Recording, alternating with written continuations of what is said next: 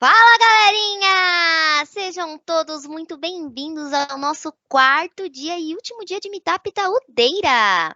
Para quem não me conhece, meu nome é Ariane De Stefano, mais conhecida aqui como Ari. Sou uma moça branca, de olhos e cabelos castanhos, uso óculos e estou muito empolgada em estar aqui com vocês no quarto dia seguido. Tô vendo aqui nomes conhecidos que estão nos acompanhando desde segunda-feira.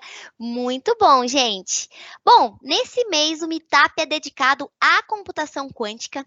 Hoje a gente completa aí nosso quarto dia de workshop, com tudo que há de mais atual e relevante sobre Quantum. Essa iniciativa aqui do Meetup está atrelada à Batalha de Quantum, um hackathon organizado aqui pelo Itaú, apoiado pela IBM, que inclusive estará disponível para inscrição amanhã, gente. Então fiquem ligados nas nossas comunicações. Se vocês gostaram dos nossos workshops, bora colocar a mão na massa, bora praticar, venham para a batalha. Amanhã a gente conta muito mais detalhes para vocês. E antes da gente ir para o tema de hoje, eu quero ressaltar que todos os nossos workshops, eles são 100% gratuitos, embora promovidos aqui pelo Itaú e pela IBM, nosso foco é externo, é trazer para vocês o que há de mais atual, contar o que está rolando, compartilhar conhecimento. E, gente, eu não estou falando de um nível raso não, tá? É sempre com uma turma de gabarito, só tem experts aqui vindo conversar com vocês, tanto do time Itaú quanto do time IBM.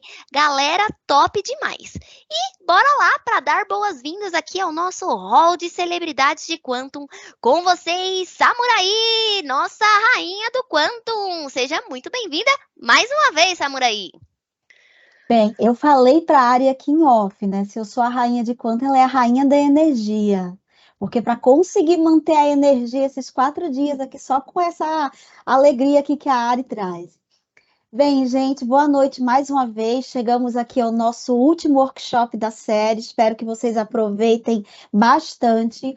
Para quem não me conhece ainda, né, e não viu aqui as gravações anteriores, meu nome é Samurai, eu sou a líder aqui da iniciativa de Quantum do banco. Sou uma mulher branca, tenho cabelos aqui com as raízes escurecidas. Ele está aqui com mechas louras, o cabelo longo. Estou vestindo uma blusa preta aqui. Vocês não conseguem ver o que está escrito, mas está escrito lugar de mulher é onde ela quiser. Adoro essa frase. E eu estou aqui no lugar que eu quero, no lugar que eu amo estar. Estou utilizando aqui um plano de fundo que foi especialmente construído para a batalha de Quantum, aqui a nossa primeira batalha de Quantum no Itaú, totalmente aqui com o apoio da equipe da Batalha de Dados, que é a batalha que vocês já conhecem bastante. Do meu lado aqui, de um lado tem o logo do Itaú branquinho, do outro tem aqui o logo da nossa batalha de Quantum, com aqui a esfera de Bloch, que representa bastante aqui o tema de computação quântica de maneira geral. Bem, eu sou física, eu não falei aqui nos papos anteriores, vale dizer que eu sou física, tenho graduação, mestrado, doutorado e pós-doutorado aqui no tema, então tenho toda uma formação acadêmica e aqui fui fisgada pelo Itaú para trabalhar com esse tema agora com a visão de aplicação, né? Trabalhar agora com aplicação de computação quântica em problemas reais. Super feliz com esse evento aqui que está acontecendo, super feliz com essa audiência que estamos tendo, que está fantástica, e já ansiosa aqui para termos os selecionados para a grande batalha de Quantum e podemos aqui estar realizando um evento incrível junto com vocês. Curtam bastante esse momento, o André vai trazer uma pauta aqui sensacional, vai ser realmente fantástica aqui, o André tem uma didática maravilhosa. Quem aqui já conhece o André de outras estradas sabe, quem não conhece, vale olhar lá no YouTube, ele tem um vídeo ali falando sobre Quantum Machine Learning, também aqui no nosso canal do Meetup, vale a pena dar uma olhadinha, o conteúdo é sensacional. E teremos também aqui a Ana com a gente hoje, tá? A Ana Paula da IBM vai estar falando também um pouquinho aqui de hardware no contexto ali da visão da IBM. Então aproveitem bastante aqui, vai ser maravilhoso e volto contigo, Ari. Valeu, Sá, muitíssimo obrigada. E agora vamos dar as honras aqui ao nosso último dia de workshop para fechar com chave de ouro hardwares quânticos. E nada mais, nada menos do que ele, pesquisador em algoritmos quânticos e cientista de dados 3 aqui no Itaú. Tem bacharelado em Física e Ciência e Tecnologia, tem mestrado em Física e é pesquisador em Computação Quântica, Correspondências Holográficas e Biotecnologia Computacional. Com vocês, André Juan. Seja muito bem-vindo, André. Olá, boa noite, gente. Tudo bom? Vocês estão me ouvindo bem? Sempre pergunto, porque, né, vai que boa. Maravilha. Então, gente, primeiramente, queria dar boa noite a todos, agradecer a todos que vieram aqui, né, nesse nosso último workshop. É um grande prazer estar falando com vocês, uma grande honra estar falando com vocês. Eu sou o André, me autodescrevendo aqui, sou um homem negro, tenho barba, tô de camisa branca, e o fundinho é o nosso fundo super bonito aqui da Batalha de Dados Quanto, como a Samaria acabou de descrever. Então é isso. Eu estou muito feliz de falar com vocês hoje sobre esse tema muito legal, que são os hardwares quânticos, né? Depois a gente ter conversado um pouco sobre computação quântica, a gente não roda algoritmos se a gente não tiver o computador, né? O hardware em si. E é sobre isso que a gente vai falar hoje, um tema que é muito interessante, tem bastante física ali, mas claro, na direção dos últimos workshops, a gente vai ter hoje uma apresentação bem mão na massa e talvez pela primeira vez na vida de alguns de vocês aqui, vocês vão ver um computador quântico em ação, né? A gente vai agora, daqui a pouquinho, acessar o computador quântico de verdade e ver o que ele é capaz de fazer, beleza? Então, sem mais delongas, acho que já posso compartilhar minha tela. E aí Peraí, deixa eu contar uma coisa para eles.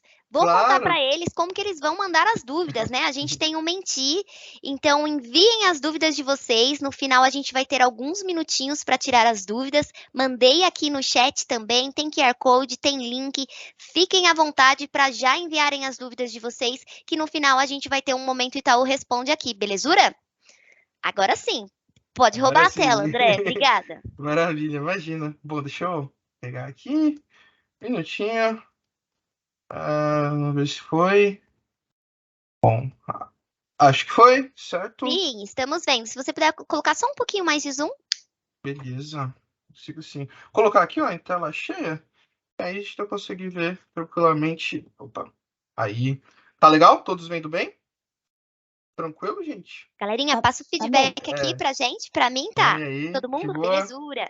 Maravilha. Então, bom, vamos lá agora começar aqui direto no Júpiter, né? Como a gente já tem feito os últimos workshops, para ser uma coisa bem mão na massa.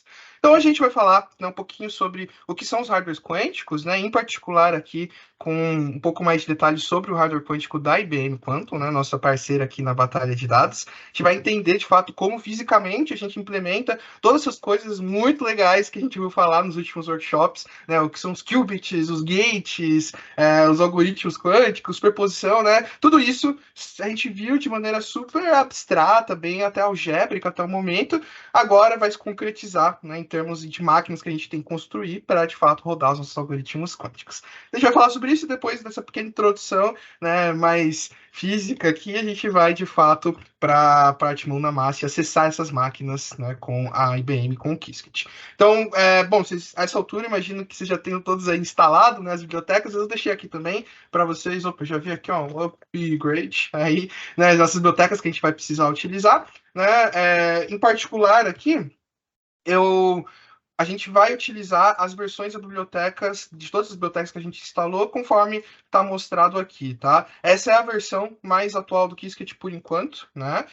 Além, provavelmente, uma coisa que eles não instalaram ainda e vão precisar instalar é aqui o Runtime, né? Que a gente vai usar hoje, vocês vão entender daqui a pouco o que é esse tal do Runtime, e vai ser certamente bastante útil aí para a batalha de dados, legal? Então, fique à vontade, montem um ambiente, claro, qualquer dúvida vocês podem falar. E só uma pequena curiosidade, em fevereiro do ano que vem a gente vai ter a versão do Qiskit 1.0, né? E sempre quando a gente sai de versões 0, assim, para versão 1 ponto alguma coisa, a gente sabe que vai ter mudanças bem grandes, assim, então esperem aí mudanças bem legais, né, que vão acontecer aqui quando a gente, né, em fevereiro, tiver a nova versão do Qiskit. Beleza? Mas tudo bem, né? Dito tudo isso, montado no ambiente, vamos falar aqui sobre o hardware quântico. Então, certamente, né? Imagino que vocês devem ter visto essa figura aqui, né? Já devem ter visto esse candelabro super bonito, que é o hardware quântico da IBM, né? De fato, quando a gente olha para isso, a gente fala, pô, esse negócio gigante. Infelizmente não tem uma pessoa aqui, né, para ter a escala, mas isso é bem grande mesmo, né? Maior que uma pessoa, assim. É uma coisa que fica super. Você fala, nossa, que impressionante, né? Mas, se parar para pensar, é meio estranho, né? Quando a gente, dado agora que a gente conversou nos últimos workshops, quando a gente percebe que a gente está lidando com sistemas quânticos, sistemas bem pequenininhos, né? Coisa ali da escala de moléculas, átomos, dali para baixo. Então, você pode se perguntar, por que precisa de um trambolho tão gigante? Apesar de lindo, né? Bem bonito, mas para que um negócio tão grande quanto esse? Bom, na verdade, todo esse sistema aqui, ele existe para tentar ao máximo isolar o que é de fato onde ocorre a nossa computação quântica, que é a chamada QPU, né, Central de Processamento Quântico, análoga aí a nossas CPUs, né, que fica bem aqui no meio, né, bem aqui no meio, até tem uma imagem para mostrar isso, né, aqui no meio desse candelabro, né, desse sistema todo aqui, a gente tem um chipzinho, e dentro do chip a gente tem algo parecido com isso aqui, que a gente vai entender melhor o que é, que são de fato os nossos qubits, tá? Então, pela primeira vez, vocês estão olhando para um qubit, tá? Um qubit nada mais é que esses quadradinhos aqui, tá? Nesse caso, vocês podem ver, é um chip que tem 7 qubits, né? Uma máquina aí um pouco menorzinha, né, da IBM, construído dessa maneira. Daqui a pouco a gente vai falar melhor sobre o que são esses qubits, né, como eles funcionam, mas é isso, é aqui que tudo acontece, né? Aqui que a gente de fato vai executar nosso processamento de informação quântica. Mas voltando, né? O fato é que a gente tem todo esse resto, né, esse aparato para a gente conseguir de fato fazer a computação quântica acontecer. E o que é esse resto, né? Então todo esse sistema ao redor, a gente poderia dizer, né, de certa maneira, que é um grande freezer, né? O termo correto para isso é um refrigerador de diluição ou então criostato, né, que nada mais é que uma estrutura que faz com que a gente consiga ter temperaturas muito baixas, né, próximas aí do zero absoluto, em alguns casos na escala de milikelvin, microkelvin, assim, coisa realmente muito fria, nas regiões mais frias do que a gente tem no espaço profundo, assim, a gente consegue ter em laboratório, é o que esse refrigerador de diluição consegue alcançar. E por que isso, né? Justamente porque a gente tem os sistemas quânticos que vão ser usados para fazer o processamento de informação aqui no meio, que são sistemas extremamente frágeis, né? Que se interagir com o ambiente ao redor pode muito bem acabar perdendo o que realmente a gente tem de interesse na computação quântica, que são aquelas propriedades, né, que vocês agora, a essa altura já conhecem, como superposição, emaranhamento, né, interferência e tudo mais. Então, a gente precisa ter um sistema de isolamento para tornar esse nosso chipzinho, né, que é onde estão os qubits, o mais isolado possível do ambiente externo, para que não haja, para a gente tentar minimizar a interação desse sistema com o resto do ambiente e assim a gente não perder as nossas características desejáveis para a computação quântica, tá? Esse processo chamado decoerência, né, é um processo que infelizmente é muito difícil da gente tratar, é um grande desafio de tecnologia e de engenharia mesmo, criar um sistema que seja de fato isolado, a gente está chegando lá, né? E por isso que a gente tem esse candelabro tão bonitão, tá? Mas como eu falei, né, o que acontece aqui é que o qubit em si, né, no caso da IBM, são esses pequenos loopzinhos aqui, esses pequenos quadradinhos dentro de um chip microfabricado, tá? Então isso é interessante, né? Eu até deixei daqui a pouco para vocês um link com algumas outras plataformas de computação quântica. Claro, hoje aqui a gente vai focar na IBM, mas o ponto é, um qubit, pessoal, nada mais é que o sistema quântico de 2 níveis, né? Um sistema quântico que apresente 2 estados discretos e que possa haver uma superposição entre esses 2 estados. 0 e 1 é quando a gente identifica esses estados com os nossos estados informacionais. O ponto é que existem diversos sistemas físicos que podem ser um sistema quântico de 2 níveis, né? Diversos objetos, digamos assim, né? O termo sistema mesmo tem essa característica. Então, a pergunta é, né, no caso aqui do computador quântico da IBM, o que é esse sistema quântico? Onde que aparece a superposição? Onde que a gente consegue ter a informação quântica armazenada? Muito bem, a coisa mais, para a gente chegar lá, né, entender de fato o que é o hardware quântico da IBM, eu gostaria de falar sobre isso aqui, que é talvez o que seja a implementação mais natural de um sistema de 2 níveis, né, de um sistema quântico de 2 níveis que a gente tem, que é um átomo. Né? Então aqui eu vou precisar pescar um pouquinho, né, da memória que a gente tem lá da escola, do ensino médio, que a gente aprendeu a fazer. Não sei se vocês lembram, né, aquela distribuição eletrônica dos diagramas de Linus Pauling e tudo mais. Né? Então tudo aquilo tinha a ver com átomos e os elétrons, como que eles se distribuem nas camadas eletrônicas, né, de um átomo. E uma coisa que foi descoberta logo ali no começo de 1900, né, tem a ver com o nascimento da mecânica quântica, que é essa teoria que descreve a natureza nesse regime microscópico, é que os níveis de energia de um átomo, né, dos elétrons de um átomo, são discretos. Né? A gente tem o elétron podendo estar em níveis que são separados de maneira não contínua, mas sim discreta. O elétron pode estar com essa energia, que a gente abstratamente chama de n igual a 1, ou no nível n igual a 2, e nunca no nível n 1,5, 1,7, não. São níveis discretos, né, esses números inteiros de múltiplos de energia que o elétron pode assumir. Isso é, portanto, né, um sistema quântico, né, em essência, um dos primeiros sistemas quânticos, o elétron e seus níveis de energia, porque a gente acaba tendo, né, esses níveis discretos. E aí que tá, né?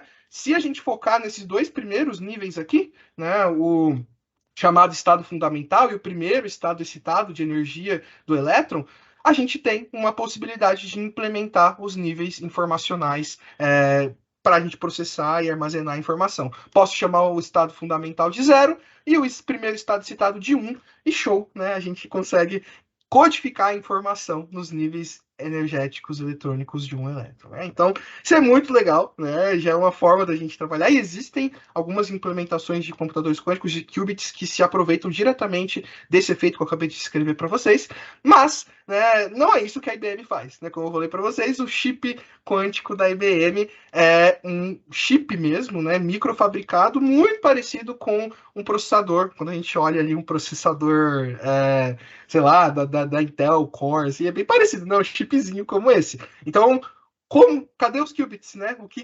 Onde que a gente tem os níveis de energia nesse chipzinho aqui?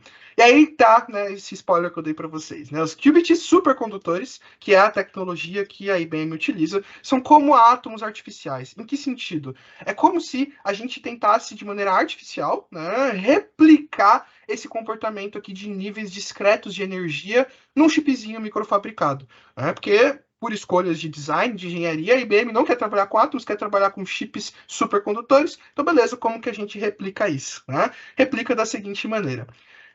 Voltando também, para quem estuda um pouquinho mais sobre eletromagnetismo, se sabe que quando a gente tem um circuito desse tipo aqui, um circuito elétrico que tem um capacitor e um indutor, chamado de circuitos LCs, a gente consegue mostrar, né, e de fato esse sistema se comporta como um oscilador harmônico. O que é isso? Eu sei que eu estou falando vários termos um pouquinho avançados, mas fiquem comigo, vocês vão entender isso bem.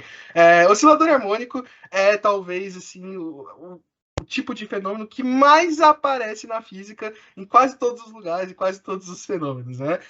Oscilador harmônico vem da ideia de uma mola, tá? Ou um pêndulo, uma coisa que oscila de maneira harmônica, oscila, vai e volta, né? Com uma frequência bem definida e tudo mais.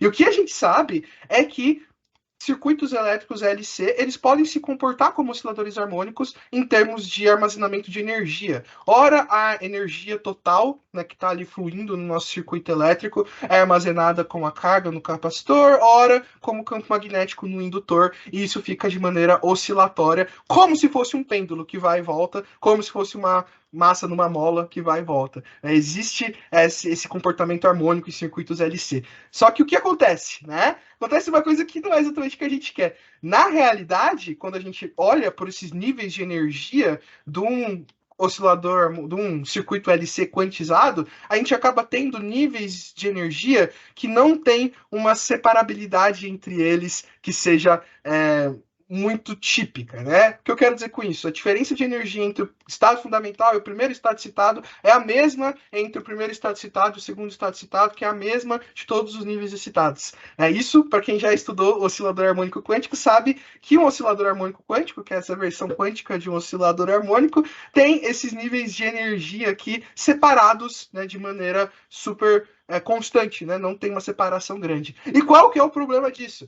Pô, se eu não tenho uma forma diferente, né? Ou seja, uma quantidade de energia que me permite diferenciar entre estado fundamental, primeiro estado citado, e primeiro estado citado, segundo estado citado, eu não consigo separar o que é 0, o que é 1, o que é 2, porque a energia que separa esses níveis é a mesma, né? Se eu, para quem entende como que a gente faz transição, né, de energia, que é essencialmente tacar um fóton aqui, como essa imagem mostra, né? A gente joga um fóton exatamente com a diferença de nível de energia, a diferença de energia entre os dois níveis, e aí o elétron passa de um nível para o outro. Se eu ficar atacando fótons, é muito difícil a gente garantir que a estação vai se dar simplesmente entre o primeiro e o segundo nível de energia. Pode muito bem acontecer da gente excitar do primeiro, né, como está aqui, do primeiro para o segundo, do segundo para o terceiro, e a gente não vai ter controle simplesmente para ficar em 0 e 1. A gente acaba tendo esses vários níveis de energia. Então, por esse motivo, a gente não quer essa ideia aqui, esses níveis de energia com essa separação constante, como um circuito LC simples tem. A gente gostaria de ter, na expectativa, esses níveis de energia com essas diferenças aqui, as diferenças de energia entre os níveis diferentes entre si, para a gente conseguir controlar a diferença entre um nível e o outro com um fóton específico, de um outro nível e outro com outro fóton específico, e a gente consegue separar facilmente entre 0 e 1.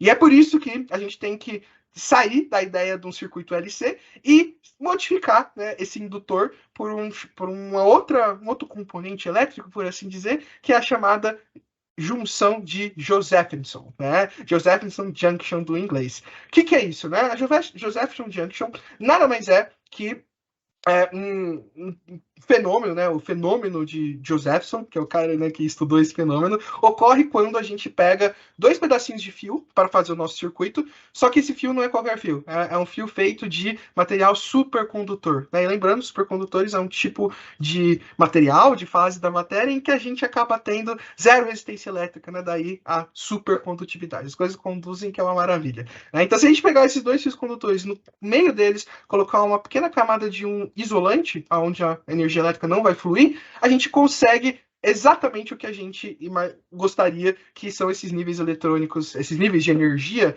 separados não de maneira constante, mas aqui parece que está muito igual, né? Mas tem uma diferença um pouquinho maior entre o primeiro, né, o primeiro e o segundo e o terceiro. Então assim a gente consegue ter esse controle que a gente gostaria com essa junção de Josephson, que nada mais é que esse supercondutor separado por isolantes, tá? Então, finalmente, né, isso explica o que é um chip supercondutor da IBM, né? É um chipzinho, de fato, feito de metal supercondutor, que, portanto, permite que a gente crie uma junção de Josephson, que, portanto, permite que esse sistema artificialmente se comporte como um átomo, no sentido de que passa-se a ter níveis discretos de energia.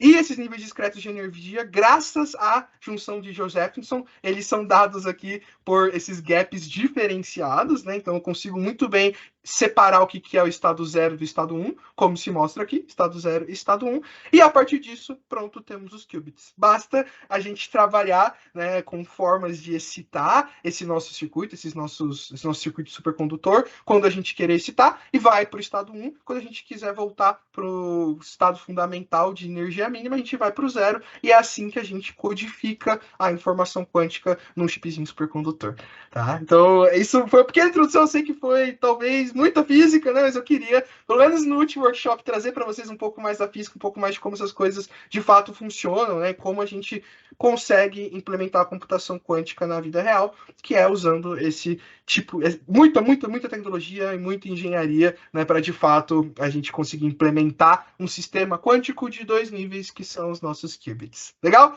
Então, um pouco mais de nomenclatura aqui, o chip supercondutor da IBM, o tipo de qubit que a IBM utiliza é o chamado Transmon, tá? É um tipo específico de qubit supercondutor de carga, e isso é interessante, né? O que de fato carrega a diferença informacional entre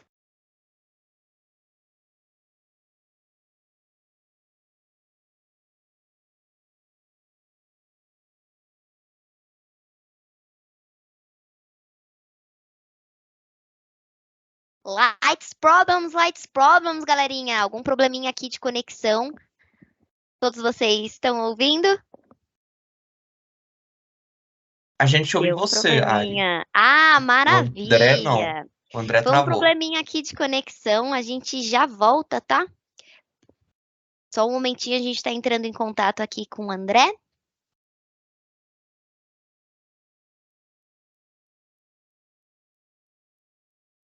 O tempo parou. Eu vou aproveitar aqui esse momento, gente, que estamos com Lights Problems, para coletar aí quem é que participou. Vou pedir para vocês levantarem a mão quem é que participou de outras agendas. Thales, boa.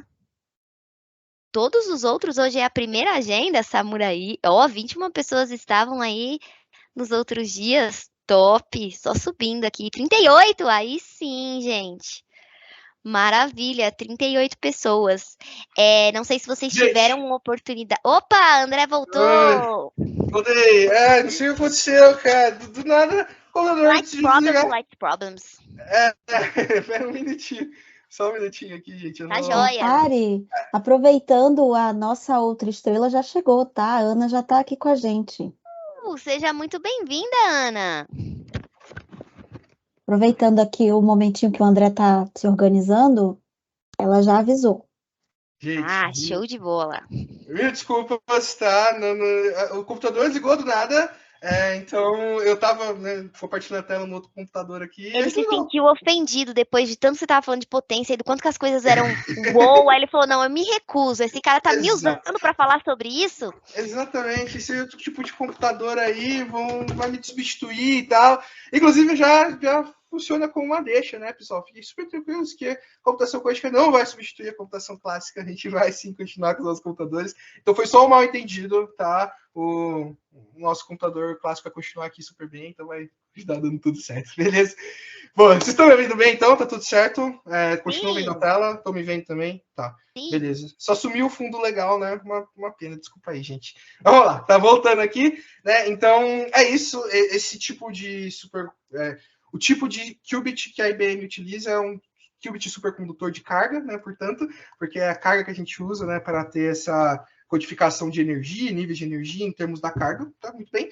E interessante, né? Vocês podem estar se perguntando, cara, e os gates, né? Você acabou de explicar, falou um monte para falar o que é o qubit, mas como que de fato o processo a informação quântica que está armazenada nesses qubits, né? Que são os gates quânticos. Isso se dá aqui através de pulsos eletromagnéticos, tá? Em particular na faixa de espectro de microondas. E é com esses pulsos que a gente consegue pegar aquela representação abstrata de circuito e de fato, quando a gente vai para a máquina, a gente aplica esses pulsos, né, que nada mais é que um sinal ali com ondas eletromagnéticas para fazer essa mudança de energia, para fazer todo esse processamento, tá? Tanto gates de um qubit, quanto gates de mais de um qubit, quanto até mesmo a medida, tá? Inclusive, existe uma biblioteca, um submódulo do Qiskit chamado Qiskit Pulse, no qual você consegue ter esse acesso bem de baixo nível, né, programando exatamente quais são os pulsos que vão ser feitos para você implementar um algoritmo quântico. A gente não vai trabalhar aqui com pulse, mas deixo aqui para vocês como referência para vocês saberem. Legal? Então, por fim, né, quando a gente vai, daqui a pouco a gente vai fazer isso, prometo, a gente vai enviar aqui um job, vamos executar um algoritmo bem simples, quântico, mas a gente vai executar aqui no hardware real da IBM. O que vai acontecer com a informação? Né? Esse diagrama explica bem. A gente vai enviar o nosso job, sair do nosso computador clássico, vai ser enviado, né, pela nuvem lá para os servidores da IBM, e lá vai ser feito diversos procedimentos clássicos mesmo de otimização do circuito, de transpilação, como a gente vai ver daqui a pouco, para que toda essa nossa representação mais de alto nível do circuito quântico seja transformada em pulsos que vão ser efetivamente feitos, né, operados em cima do nosso qubit supercondutores da máquina que a gente vai estar trabalhando no nosso qubitzinho, né, lá na IBM, nos laboratórios da IBM. Então, tudo isso, né, vejam que a computação clássica está aqui, né, ela funciona em todos os pontos para, de fato, transformar o que a gente faz no Qiskit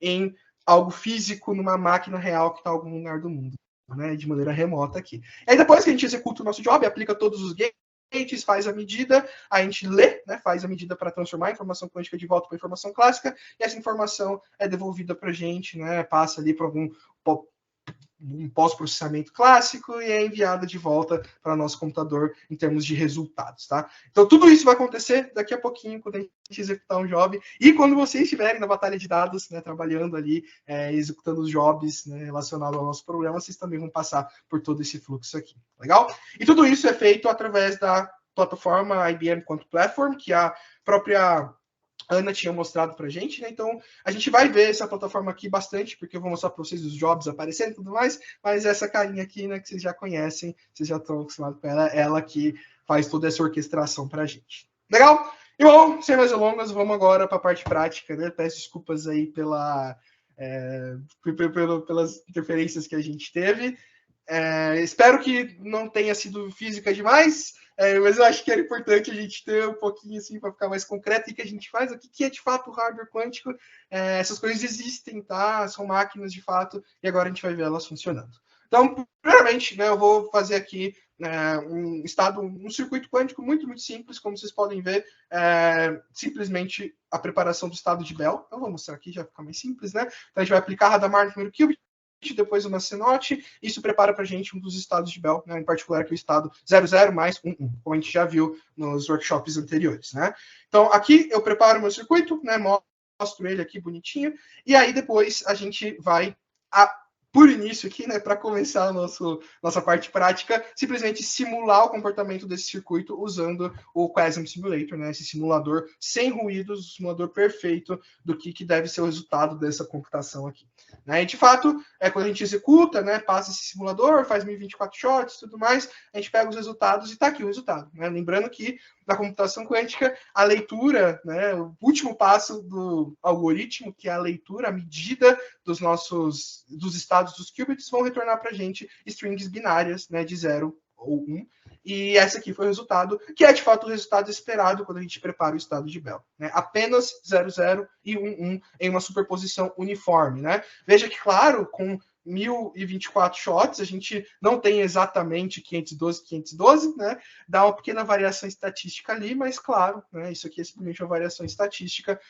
Isso claramente é um estado de Bell, né? Que foi preparado no nosso algoritmo. E é exatamente esse o resultado que eu esperaria, né? Qualquer um poderia esperar quando a gente roda isso no computador quântico de verdade. Porque é isso que o algoritmo está fazendo. Né? O algoritmo está preparando o estado de Bell, é isso que eu quero medir no final das contas. E é isso que a gente tem, né, quando a gente utiliza esse simulador sem ruídos. É o resultado simulado do que seria uma computação quântica perfeita, sem ruídos, sem erros, e como vocês bem sabem nessa altura, é uma realidade que está longe da gente, né? Porque a gente tem, sim, ruídos hoje em dia. Então, o que vai acontecer? Daqui a pouco, eu vou executar esse mesmo circuito quântico aqui numa máquina real, e a gente vai comparar, né, esse resultado com o resultado que de fato foi obtido pelo computador quântico, que a gente vai ver aí qual que é o efeito do ruído, tá? Mas antes disso, né, eu vou precisar falar para vocês um pouquinho aqui sobre o IBM, esse IBM Provider aqui. Então veja que a gente instalou essa biblioteca, né, que existe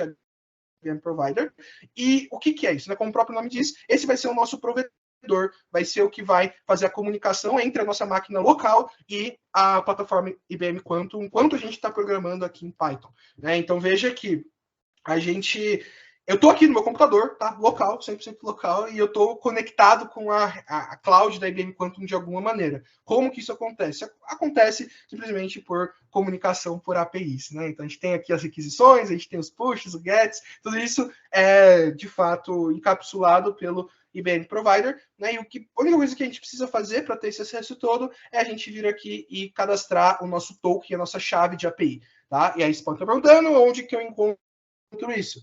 Quando vocês forem participar da batalha, ou todo mundo aqui, né, mesmo que não participe da batalha, se quiser de fato experimentar a plataforma da IBM Quantum, como a Ana disse, pode ir lá se cadastrar gratuitamente, vocês vão ter acesso, né, à plataforma, tá aqui a minha plataforma, onde eu estou logado, e aí uma coisa que vocês têm aqui é esse tokenzinho aqui, né, ele não é mostrado, né, por motivos claros, mas é isso, tá, esse token que a gente copia, vem aqui, passa para essa função Save Account, e uma vez que a gente salvou, o que ele vai fazer é simplesmente pegar essa API e salvar num arquivo, né, de configuração do próprio Qiskit, e aí a sua conta vai ficar salva no seu computador. tá? Então, isso eu já fiz, por isso que está comentado aqui, e é isso que vocês vão precisar fazer quando vocês forem utilizar a computação, o serviço de computação quântica da IBM de maneira remota pelo Python, tá? Por isso que eu deixei o código aqui para vocês, mas eu, como já fiz esse processo, só preciso chamar aqui IBM Provider, e aí a gente simplesmente carrega essa nossa conta e pronto, estou conectado com a cloud da IBM. Legal? Eu deixei aqui uma rota para vocês, porque dependendo, tá? Como é o meu caso, eu tenho várias instâncias de contas. Eu tenho a conta aqui do Itaú, tenho a minha conta pessoal. Então, se for o caso de vocês, se vocês tiverem mais contas disponíveis, em particular para quem participar do Batalha, né, vocês vão ter acesso a uma conta específica que a gente vai criar para vocês terem acesso aos hardwares quânticos, vocês podem ter outras instâncias. Então, nesse caso, pode ser importante você definir aqui no IBM Provider esse argumento instância aqui, para vocês escolherem a conta correta com a qual vocês querem trabalhar, tá? Mas, enfim, deixei como detalhe, a gente pode conversar sobre isso depois, mais à frente aí. Muito bem, então uma vez que eu fiz isso, né, uma vez que eu tenho o meu provider, a gente pode agora acessar essas informações, né, todas as informações que estão naquela plataforma da IBM, localmente aqui, simplesmente no Python, né? Fazendo essas chamadas de API. Então, vocês vão notar que a partir de agora, tudo que eu executar vai demorar um pouquinho, porque pensa que o que está acontecendo é a chamada de API que está indo lá para os Estados Unidos, no laboratório da IBM, voltando, né, e dando a resposta. Primeira coisa que a gente está trazendo aqui são os backends disponíveis, né? O que eu tenho de back-end, no sentido de máquina para rodar as coisas que eu quero rodar com o Qiskit. E veja que tem uma lista de várias coisas que estão disponíveis aqui. Algumas coisas são simuladores e algumas coisas são, de fato, hardwares quânticos. Se a gente quiser filtrar apenas os hardwares quânticos, né, então, tirar fora os simuladores e pegar apenas os hardwares quânticos, não simplesmente hardware quântico, mas hardware quântico que esteja operacional, né, que esteja online para usar agora, nesse momento, a gente pode usar esse mesmo método aqui, backends, trazendo simulator false, operational true, e aí sobram só os hardwares em si, tá? Então, esses são os hardwares que eu tenho acesso aqui, posso mandar jobs para cada um deles, né? Avançando um pouco mais, né, notem que esses hardwares, né, esse método aqui, backends, ele retorna para a gente uma lista de objetos do tipo IBM Backend, né, IBM Backend aqui, que é um objeto, né, uma classe específica do Qiskit para armazenar todas as informações referentes a um determinado backend. Então, se eu pegar aqui o primeiro, né, por exemplo, que vai ser esse core que está aqui, né, e esse objeto backend aqui, ele tem vários atributos e vários métodos interessantes, né? Um atributo, por exemplo, é o nome, né, simplesmente uma string com o nome desse backend, tá? Inclusive, uma curiosidade, os nomes, né, dos hardwares, como vocês podem ver, são cidades, né? Então, a IBM vai homenageando cidades e tal, e assim que dá nome aos backends dela, tá? Então, enfim, pequena curiosidade, legal? Então, temos aqui esse name, é uma forma de a gente identificar, a gente vai ver como usa isso aqui daqui a pouquinho, e tem um método super legal, que é esse status aqui, que ele mostra o status mesmo, né? Como que tá o nosso backend. Então, você vê que o status dele aqui tá dedicated, o que quer dizer que beleza, ele está online, está disponível, mas tem alguém que reservou ele, então a gente não vai poder usar. Poder até pode, só que a gente vai enviar o nosso job e vai ficar na fila parado até acabar essa reserva por alguém que reservou ele, tá? Então não é uma boa ideia a gente mandar para hardwares que estão dedicados, tá? Mas enfim, com esse status a gente consegue ter exatamente essa visão do que está disponível para a gente e também, né, a fila de jobs que estão na fila, né, quantos jobs estão sendo executados nesse momento. Tá? Então, bem legal esse método status aqui. Um outro atributo bem interessante desse backend é o número de qubits. Né? Veja que esse hardware tem 27 qubits. E recentemente a IBM aposentou diversos hardwares, os mais pequenininhos foram quase todos aposentados. Né? Então agora a gente só tem esses hardwares que são, como vocês vão ver daqui a pouco, um pouquinho maiores, né? Não são hardwares gigantes, assim, mas você não vai mais encontrar aqui um hardware de 5 qubits, 7 qubits que a gente tinha até pouco tempo atrás, tá? Então, para avançar um pouquinho mais, né, nesse método backends, veja que eu peguei a mesma coisa, né, sem simuladores, só os que estão operacionais, e aí tem um terceiro argumento bem legal nesse método backends aqui, que é esse filters, né? A gente pode passar qualquer função para filtrar, de alguma maneira, os hardwares que a gente quer recuperar. E aqui o que eu estou fazendo, olha, eu estou passando uma função lambda para filtrar apenas os hardwares que são um pouquinho menores, tá? Tem menos que 30 qubits. Porque aqui a gente tem hardwares de 127 qubits, tá? Alguns desses aqui. E a gente não vai usar esses, não. Vamos usar os que são um pouquinho menores, que eles tendem a ter uma qualidade um pouco melhor, né? E aí, por que eu fiz isso também, né? Para eu poder mostrar para vocês uma outra coisa super legal, que são essas funções aqui, em particular essa função plot gate map, que é para a gente visualizar como que é a conectividade entre os qubits do nosso back-end, tá? De novo, estou mostrando tudo isso aqui, pessoal, para vocês verem o que vocês vão ter de acesso aos hardwares e como vocês podem melhor explorar essas máquinas, tá? Então, o que eu estou fazendo aqui? Estou pegando cada um desses devices pequenos aqui, falando qual é o nome, mostrando uma coisa muito legal, que é esse coupling map aqui, né? Então, veja que no método configuration, a gente tem esse atributo coupling map, que é o mapa de acoplamento, né? Ele mostra qual qubit está conectado a qual, né? Então, como vocês podem ver, essa aqui, bom, isso aqui é feito por essa figurinha, né? Plot gates. Você vê que a gente plot gates map, né? O mapa de gates, a gente vê exatamente quem são aqui os qubits ligados a quem, segundo esse coupling map, tá? Por que isso é relevante, né?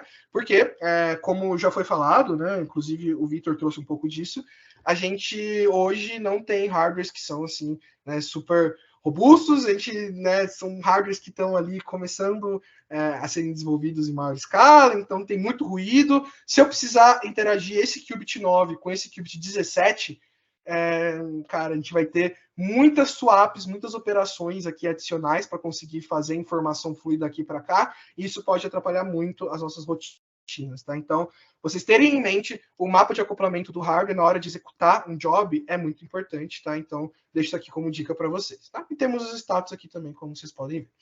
Muito bem, tá? Então, isso aqui é uma forma de a gente visualizar os hardwares de alguma maneira, né? Não é uma visualização, a gente está vendo uma foto deles, mas dá para a gente, né, ter uma ideia aqui. Muito bem, né? Então, vocês podem se perguntar, beleza, eu tenho esse monte de hardware aqui, né? E como que eu sei qual que é o melhor hardware para eu executar agora um job se eu quiser mandar? É razoável que a gente queira executar o nosso job no hardware menos ocupado, né? O hardware que está lá de bobeira parado. E é exatamente isso que a gente consegue fazer com essa função aqui, list busy, né? Aqui a gente passa todos os devices que a gente quer, no caso que todos, né, mesmo, e aí a gente consegue, ele retorna para a gente qual que é o device que primeiro está operacional, né? Ou seja, ele está ativo no status, ele não está, tipo, sei lá, por exemplo, aqui, né, dedicado, nem tá um outro status que pode aparecer que é internal, né, que é tipo, tá em manutenção, tá ativo, mas tá meio parado, né? Então ele vai retornar só os hardwares que estão ativos e aquele que tem uma fila menor, né, a menor fila possível, e você vê que de fato aqui no nosso caso, é esse IBM Cairo aqui. Então, veja que ó, tem 0 jobs nele, né? Ele está lá prontinho para a gente usar, então se a gente quiser enviar agora um job, ele vai ser executado super rápido, tá? E é isso que eu vou mostrar para vocês. Mas antes, tá? Antes da gente de fato executar isso aqui no hardware quântico, eu queria mostrar uma ferramenta importantíssima, que é a ferramenta de transpilação. Tá? E o que é isso? Falando agora em termos de hardware, né? A gente tem esse circuito quântico, que é de fato o circuito que a gente vai querer executar. Só que, pensa que a nossa máquina, né? Essa máquina aqui, back-end, que a gente está passando, que vai ser o Cairo, né? Esse IBM Cairo aqui, é uma máquina que tem 27 qubits, né? Então você vê que tipo, tem um monte de qubit que a gente não está usando, mas ele está na máquina, está lá. Né? Então, o processo de transpilação, o que ele faz? Duas coisas, né? Ele pega o nosso circuito lógico, né? O que a gente quer fazer nessa abstração do circuito, e mapeia para o que de fato o nosso hardware quântico consegue fazer, em termos de quais são as portas lógicas basais, as portas lógicas que estão disponíveis para o nosso hardware quântico específico, né, em termos de swaps, caso for o caso, aqui não tem, né, muito swap, então tá tudo certo, mas se for necessário ficar trocando as posições de qubits, vai aparecer na transpilação, e também ele mapeia para a quantidade completa de qubits que a gente tem, no caso aqui 27, tá? Então isso é bem importante, né? Porque esse processo de transpilação é que a gente começa a ver como a vida é um pouco mais difícil do que simplesmente a gente ter circuito quântico mais abstrato, né? O que mudou aqui? Né? A primeira coisa que mudou é que essa porta Hadamard, que como vocês conhecem é o gate que vai induzir a superposição uniforme, ele é decomposto em 3 gates, né? RZ, raiz de X e RZ. O que quer dizer? Quer dizer que, na prática, no hardware real, lá no laboratório, não existe Hadamard. A gente não consegue aplicar esse gate Hadamard. O que existe são 3 pulsos separados, 3 gates separados, que em composição, quando a gente multiplica esses 3 aqui em sequência, o efeito deles é o Hadamard. Né? Com alguma fase global pode aparecer, mas enfim, é o Hadamard. Né? E isso é muito importante, porque cada hardware quântico tem o que a gente chama de basis gates. Né? E quando a gente pega esse nosso hardware quântico, esses são os únicos gates possíveis da gente implementar nesse hardware quântico. Né? CX, que é a CNOT, que é o gate de 2 qubits, a identidade, que é fazer nada, aí isso é fácil, né? Qualquer um faz, RZ, SX e X. Só isso. Todo o resto, tá? Todos os outros gates quânticos possíveis a gente tem que fazer como combinação desses gates quânticos aqui. Então, o processo de transpilação faz isso, né? Pega o nosso circuito quântico abstrato e transpila, de certa maneira, compila, né? Mas o termo certo é transpilar no que são os gates aceitáveis por aquele hardware, que isso no final depois é transformado nos pulsos, como a gente falou, né? E aí, de fato, a nossa computação quântica ela é realizada, tá? Então, muito importante transpilação, dica para vocês, estudem isso durante a batalha de dados, tá? Sobretudo quando a gente trabalha com circuitos mais legais do que esse aqui, né? Que é muito simples, isso é muito, muito importante, tá? E por quê? Por causa disso aqui. A gente pode pegar esse circuito mapeado, né? Que é um circuito transpilado, e ver qual que é a profundidade dele. Você vê que é uma profundidade 5, né? Porque, de fato, né? Aqui eu tenho 1, 2, 3, 4, 5 camadas de operações. E por que 5? Porque veja que aqui eu estou medindo esse qubit, então é independente, por isso que a gente tem apenas 5 camadas, né? Essas coisas têm que acontecer nessa ordem, são 5 instruções que a gente tem que fazer, isso é a profundidade. Quanto maior a profundidade, mais suscetível a erros a gente está, mais suscetível a ruídos a gente está. Então, controlar a complexidade é importante. E tudo isso que eu estou falando em termos da transpilação é para mostrar essa diferença. O circuito lógico que a gente escreveu, né, o circuito nessa representação mais simples do Qiskit, tem profundidade 3. Só de transpilar foi para profundidade 5. Isso com uma Hadamard que foi transpilada. Imagina tantos outros gates que a gente não pode querer colocar aqui, né? Então, fiquem atentos a isso, né? Tentem utilizar ao máximo o circuito transpilado, porque quanto maior a sua profundidade, mais ruídos, né? E por isso que é importante a gente trabalhar com aqueles algoritmos híbridos e variacionais que o Victor trouxe para a gente dentro da era NISQ, que é o que a gente consegue ter de melhor, né, maior qualidade, porque a gente tenta reduzir a profundidade dos nossos circuitos quânticos, certo? E bom, de tudo isso, finalmente agora vocês vão ver um job sendo executado. E não é muito emocionante, tá? Porque realmente essa linha de código, esse run aqui, vai pegar o nosso back-end, a gente vai passar qual circuito a gente quer executar e a gente vai falar quantos shots. E aqui eu até trouxe uma coisa adicional, que é esse tags aqui, para a gente identificar melhor o nosso job.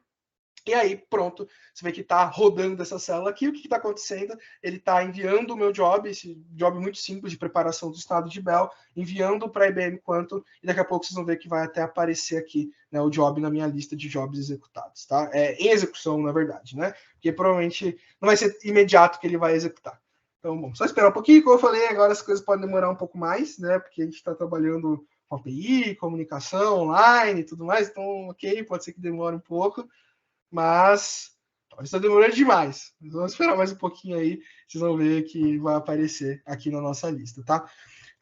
Ele não fica parado para sempre, tá? Então, o Qiskit é bem esperto. Quando eu envio o job, ele simplesmente envia o job aqui para a nossa IBM Quantum Platform, né, para execução. Vai aparecer aqui na lista, né, em algum momento. E, bom, acho que demora demais. Deixa eu pausar isso aqui, vou tentar de novo. Às vezes demora muito, é aquilo, né? Aí, pronto. Olha como foi rápido, né? Então, às vezes é bom a gente dar uma parada e reiniciar. Então foi, ó. Você vê que aqui está falando que o status do job é que ele está na lista. Então, de fato, agora se a gente mostrar aqui, você vai ver que o job que a gente acabou de enviar está aqui na lista, né? Vai demorar provavelmente 4 minutos e tal, né? E qual que é o resource de computação que ele está usando, daqui a pouco carrega, né? Estou vendo aqui é o Caio. Então, isso é muito legal, né? Porque a gente consegue acompanhar, né, o status do nosso job. E uma coisa muito importante que é o ID do nosso job, né? Qual que é a identificação do job para que a gente possa recuperar esse job depois de ele ter sido executado. E como é isso, né? Como que a gente recupera? Olha só, enquanto para a gente não ficar esperando esse troço executar, antes eu já tinha executado vários jobs aqui para a gente poder brincar e vocês verem como vai ser provavelmente aí na vida real, né? A gente não fica esperando isso aqui executar, a gente envia, vai para a fila e vai fazer outra coisa, sabe? Vai fazer outra coisa que pode ser que demore. Mas uma vez que eles executem, a gente tem, olha que legal, a gente pode pegar o provider, backend.jobs, e a gente limita, né, por exemplo, aqui 5 jobs, né, mais recentes. Para cada um desses jobs, a gente pode pegar qual que é o ID, a data que ele foi executado, a tag e o status, né? Então veja aqui, olha, esse job aqui, que eu acabei de mandar, né? Tá vendo? O C0, o final dele, tá na fila ainda, né? E foi executado, mandado hoje, e tem essa tags Bell. Né? E esse tags é legal, isso aqui vocês não veem em muitos lugares, por isso que eu quis trazer para vocês. Por quê? Né? Quando você está aqui na plataforma IBM Quantum, né? Vou voltar aqui para a página inicial, você vem aqui nesse View All para você ver todos os jobs. E aqui você consegue filtrar, né, todos os jobs que você tem aqui. Né? No meu caso, tem bastante aqui, mas enfim. O que você pode fazer? Você vem aqui, né, na plataforma... Deixa eu até aumentar um pouco o zoom, talvez esteja meio pequeno para vocês. Então, você vem aqui no filtrinho, vocês conseguem, né, escolher a tag que você quer filtrar os seus jobs. Então, se você quiser chamar os jobs experimento 1, você passa a tag, pode ser uma lista de tags, tá? Quantas tags vocês quiserem, e aí vocês conseguem filtrar facilmente qual que é o ID do job que foi executado, para a gente conseguir recuperar o job, o resultado do job, pelo ID, né? Com essa função aqui, retrieve job, tá? Então, é isso. Né? Se você quiser saber, e eu criei essas tags, tá? Vocês precisam criar todos os estados de Bell aqui. Então, veja que ó, hoje eu joguei alguns, né? Ontem eu joguei alguns. Então, eu tenho todos aqui, né? Os meus jobs que foram executados, inclusive em máquinas diferentes, né? Você vê aqui, tá bom, só tem esse 7 aqui, né? Então, algumas vezes foram no Mumbai, às vezes foi no Coca, tal. Então, é muito útil isso. Você coloca a tag, você vem aqui na plataforma, identifica qual job você quer. Por exemplo, vamos pegar esse aqui, que eu executei muito mais cedo. Beleza, está executado, já está completo. Qual foi o resultado desse job? A gente vem aqui, usa esse retrieve job, né? Passa qual foi o ID, essa string. Ele vai dar para você qual que é o job, né? Vai falar qual foi o back-end de execução, o Cairo. Uma vez que eu tenho, né, note, o resultado desse retrieval aqui é um objeto job, né? IBM Circuit Job. É aqui que a gente tem esse job. E aí a gente tem vários métodos e vários atributos, né? Como, por exemplo, aqui esse back-end, a data de criação. Eu posso printar o circuito, caso eu queira ver o circuito. Foi esse circuito aqui, de novo, né? O estado de Bell. E o mais importante, né? Eu tenho o resultado da minha execução, né? Eu posso simplesmente vir aqui, chamar, né, qual que é o resultado da execução. Você vê que tem esse objeto cheio de informação, mas geralmente o que a gente está interessado é esse get counts, né? E a gente consegue ter exatamente as contagens, né, das medidas que foram feitas nesse nosso circuito aqui. Tá? E é isso que é legal, né? É isso que eu queria mostrar para vocês, porque né, eu vou pegar esse mesmo job que a gente acabou de... Opa! Esse que a gente acabou de ler, deixa eu pegar esse aqui, S2G. Aí, beleza? Tá aqui, status, né? Pegamos get counts, tá bom, tudo certo. O que eu vou fazer, tá? Vou, de novo, executar, né, no simulador. Veja, eu estou usando um simulador aqui sem ruídos. Né, e veja que é o que era o esperado. Aquele resultado que a gente tinha antes, né? 511 do 00, 513 no 11, e não tem nenhuma medida, né, nos estados da base computacional que não seja 00 e 1. Porque foi esse estado de Bell que eu preparei, né? 00 e 1, superposição uniforme entre os dois. Ok. Mas olha aquilo que quando a gente foi executando no hardware, eu medi 00, medi. Eu medi 1, medi. Mas eu medi também 1, 0. E eu medi também, às vezes, aqui 0, 1. Tá? E se a gente visualizar isso, né, com esse plot histogram aqui, a gente, né, fica ainda mais claro que aconteceu uma coisa muito esquisita. Enquanto no simulador era o que a gente esperava, né, a gente teria apenas 00 e 1 e nada mais. No hardware real, a gente acabou tendo aqui esses dois medidas, né, esses dois estados que não deveriam aparecer. Né? Então, isso é o efeito de ruído, tá? É muito maluco como a gente manda o algoritmo fazer alguma coisa, manda o computador fazer alguma coisa e o computador faz outra, né? Mede outras coisas devido ao ruído. Tá? Então é esse tipo de coisa que a gente tem que ficar muito esperto, né? E tomar bastante cuidado para trabalhar aqui quando a gente estiver fazendo, né, trabalhando com o computador quântico e lidar com esses ruídos, né? E para lidar com isso legal, uma coisa bacana que a gente pode fazer é usar um simulador com ruído, né? Então a gente pode aqui, né, importar esse fake Cairo, né? A gente pode ter esse noise model. O que é esse fake Cairo aqui? Né? Ele é um simulador, tá? De fato, simulador, mas um simulador que tem informações de ruídos, né? Informações de medida, de calibração e qual que era o status de funcionamento desse hardware em algum momento do passado, tá? Em um momento passado eu posso até mostrar para vocês aqui, que no caso foi lá em 2021, tá? Então, em 2021, o pessoal da IBM, quando foi lá, tirou uma foto do sistema, mediu todos os erros, é esse tipo de coisa que está aqui, são formas de representar qual que é o ruído nesse Cairo naquela época, e criou um simulador do Cairo. E por que isso é importante? Porque agora, olha, eu criei esse objeto aqui, fake backend, né, que nada mais é que esse fake Cairo aqui instanciado, e aí eu posso executar com o simulador, mas o simulador que leva em consideração ruídos. Então veja como esse resultado é diferente do que eu tinha feito antes, né? Antes, quando eu usei o simulador sem ruídos, olha o meu resultado, só 00 e 1. Quando eu executo com o simulador com ruídos, aparece também o 01 e 10, sabe? Que não era para aparecer se eu tivesse uma máquina perfeita. E aí, ó, se eu comparar, fica uma coisa muito mais realística, né? Eu tenho um simulador sem ruído, que é o ideal, que eu sei que a gente não tem atualmente no hardware. Eu tenho um simulador com ruído e eu tenho um hardware que esse sim eu espero que sejam parecidos, né? Porque o hardware tem ruído. Então, fica aqui uma dica, tá? Em grande parte dos momentos aí da batalha, vocês vão trabalhar como simuladores, né? Não é nem um pouco recomendado, a gente vai falar melhor sobre isso mais para frente, vocês ficarem executando jobs no hardware a todo momento. Até porque vocês viram, né? Demora, tem fila, ainda mais o tipo de job que a gente vai fazer, que são com circuitos variacionais, circuitos híbridos, que envolvem muitas e muitas e muitas execuções, né? Então, grande parte do tempo, isso é verdade, tá? Para qualquer pesquisador hoje no mundo, a gente trabalha muito com simulador, em particular com esses simuladores com ruído, para a gente ter uma expectativa de qual que é o funcionamento dos nossos algoritmos, e quando estiver pronto para testar no hardware, a gente vai lá e testa no hardware, tá? Então, trabalhe com simuladores com ruído, tá? Isso é muito útil, é muito, muito importante, beleza? Ponto importante que, como eu falei para vocês, esse fake Cairo aqui, ele foi construído com essa foto de 2021, né? Mas, pô, hoje o nosso hardware, né, pode estar com um perfil de ruídos diferente, uma calibração diferente. Se eu quiser variar isso, se eu quiser pegar a informação de calibração atual do nosso hardware, será que dá? E dá, tá? Dá para fazer isso se a gente usar simplesmente essa forma aqui. A gente importa esse Air Simulator, a gente pega o Cairo, né, o objeto do Cairo, lembrando que esse Lisbise que a gente estava pegando lá em cima era o Cairo. Eu passo para esse Air Simulator do backend Cairo. E aí, olha que interessante, né? A gente vai ter para esse fake backend agora as propriedades dos qubits atualizadas hoje, tá? Então, dia 30 de 11 de 2023. Então, aqui a gente tem, de fato, o simulador de ruído que tem os ruídos mais recentes para a gente fazer uma simulação mais fidedigna com o que a gente espera antes de enviar o job para o hardware, tá? Então aqui eu deixei tudo numa única célula, tá? Usando esse simulador com ruído, usando o simulador sem ruído, e aí vocês têm esse template de código aqui para vocês usarem à vontade, tá? Para fazer os experimentos de vocês, beleza? Então só esperar aqui, tá rodando, né? Mas daqui a pouco vocês vão ver que esse circuito, quando é executado com ruído ou sem ruído, no simulador, tá? Sem hardware, ele vai dar, né, os resultados diferentes, como a gente acabou de ver assim. Bom, tá demorando demais, eu tô bem sem tempo aqui, então eu vou pular essa parte, tá? Depois vocês rodam aí tranquilamente no notebook, né? Vocês vão ver essa parte importante, tá?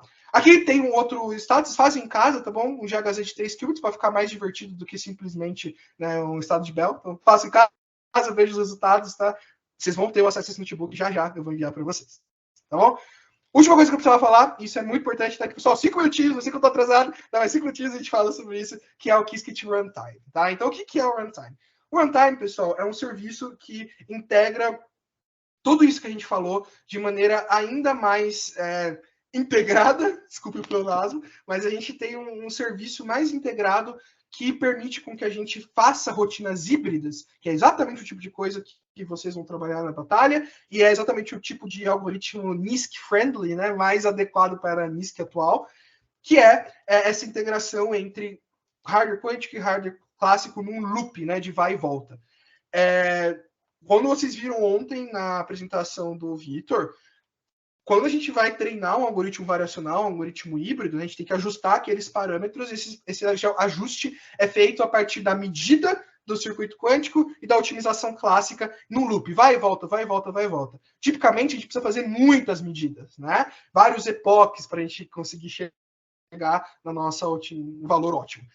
E aí você imagina, né? Se tivesse que esperar 1 hora para executar um job, para depois otimizar classicamente, depois enviar outro job 1 hora, cara, demora muito, né? Foi pensando nisso que o Runtime foi proposto, tá? Ele é uma comunicação que é uma forma, assim, bem governada da gente meio que furar a fila quando estiver trabalhando com uma sessão de um algoritmo variacional, um algoritmo híbrido, e a gente enviar um bloco de jobs de uma única vez para não ter que ficar esperando sempre, tá? Então, eu vou dar uma dica para vocês daqui a pouco. Eu não recomendo que vocês usem o hardware real para treinar, embora vocês vão ter acesso, eu acho que não vai ser tão produtivo, mas o Runtime é muito legal porque ele permite isso, então eu sugiro que vocês pelo menos experimentem com essa tecnologia. E tem um outro ponto muito importante, tá? Que o Runtime permite a gente trabalhar diretamente com 2 chamadas primitivas, né? Que é o Estimator e o Sampler. Vou falar direto do Estimator, que é o que vai mais importar para vocês, né? Depois vocês podem ler aqui no notebook para mais detalhes. O que o Estimator faz é o seguinte: você vai passar um circuito, vai passar um observável, uma Hamiltoniana, lembra disso? Do VQE, do KOA, enfim, você passa um circuito tipicamente parametrizado, passa um observável, o que o estimator vai te dar, como o próprio nome diz, ele vai estimar o valor esperado do nosso observável, né, dessa nossa Hamiltoniana, do nosso operador, tá? Esse valor esperado que é utilizado no VQE, no QE, como a gente mencionou. Tá, então, eu vou mostrar aqui um exemplinho para vocês. Eu tenho, suponha, esse nosso circuito aleatório aqui, né? E eu tenho esse operador, o operador XZ, tá? Um operador bem simples. E aí eu quero calcular isso daqui, ó. Quero calcular o valor esperado desse operador XZ, né? X agindo num qubit, Z agindo no outro, nesse estado psi. Qual é o estado psi? Esse aqui. É o estado que é preparado por esse circuito. O Qiskit Runtime, tá? E tá aqui todo o código, depois vocês fiquem à vontade para explorar ele e trazer perguntas. Ele vai numa forma muito simples, né? Diretamente eu passo aqui esse objeto estimator, passo o método run para o estimator com o circuito e o observável, e ele dá para a gente imediatamente não, porque demora um pouquinho, porque ele vai enviar isso lá para a IBM Quantum, né? Ele vem aqui, ó, tem um novo job que vocês vão ver, ele envia esse job e dá para a gente o valor esperado, né, da nossa observável nesse nosso estado. Deu 0.7, tá? Então isso, como? Vocês viram outro workshop, vocês sabem que vocês vão precisar calcular o valor esperado, então vocês sabem como isso aqui é absolutamente útil para o trabalho que vocês vão ter que fazer na batalha de dados, tá? Então usem isso aqui, facilita muito a vida de vocês. Mesmo em simulador, tá? E veja que foi para a IBM Quantum, né? Então tá aqui, deixa eu tirar essa tag do Bell. Ó, esse é o jogo que eu acabei de enviar, foi para a IBM Quantum, mas eu enviei para a IBM usando um simulador. Tá? Porque é todo esse serviço governado de integração clássico quântica, mas não usei hardware necessariamente. Não preciso usar hardware, né? Veja que a gente define o que a gente vai usar aqui como back-end e o que eu estou usando é um simulador, tá? Apenas. Então dá para fazer isso sem problema algum.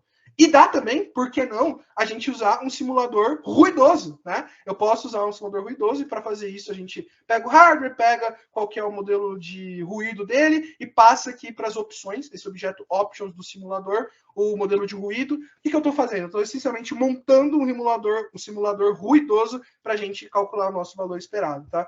E se a gente fizer isso, olha que legal, vai ser enviado um novo job, né? Só que agora no simulador ruidoso, o valor esperado de XZ era 0.7, tá? No simulador perfeito, sem ruídos, tá?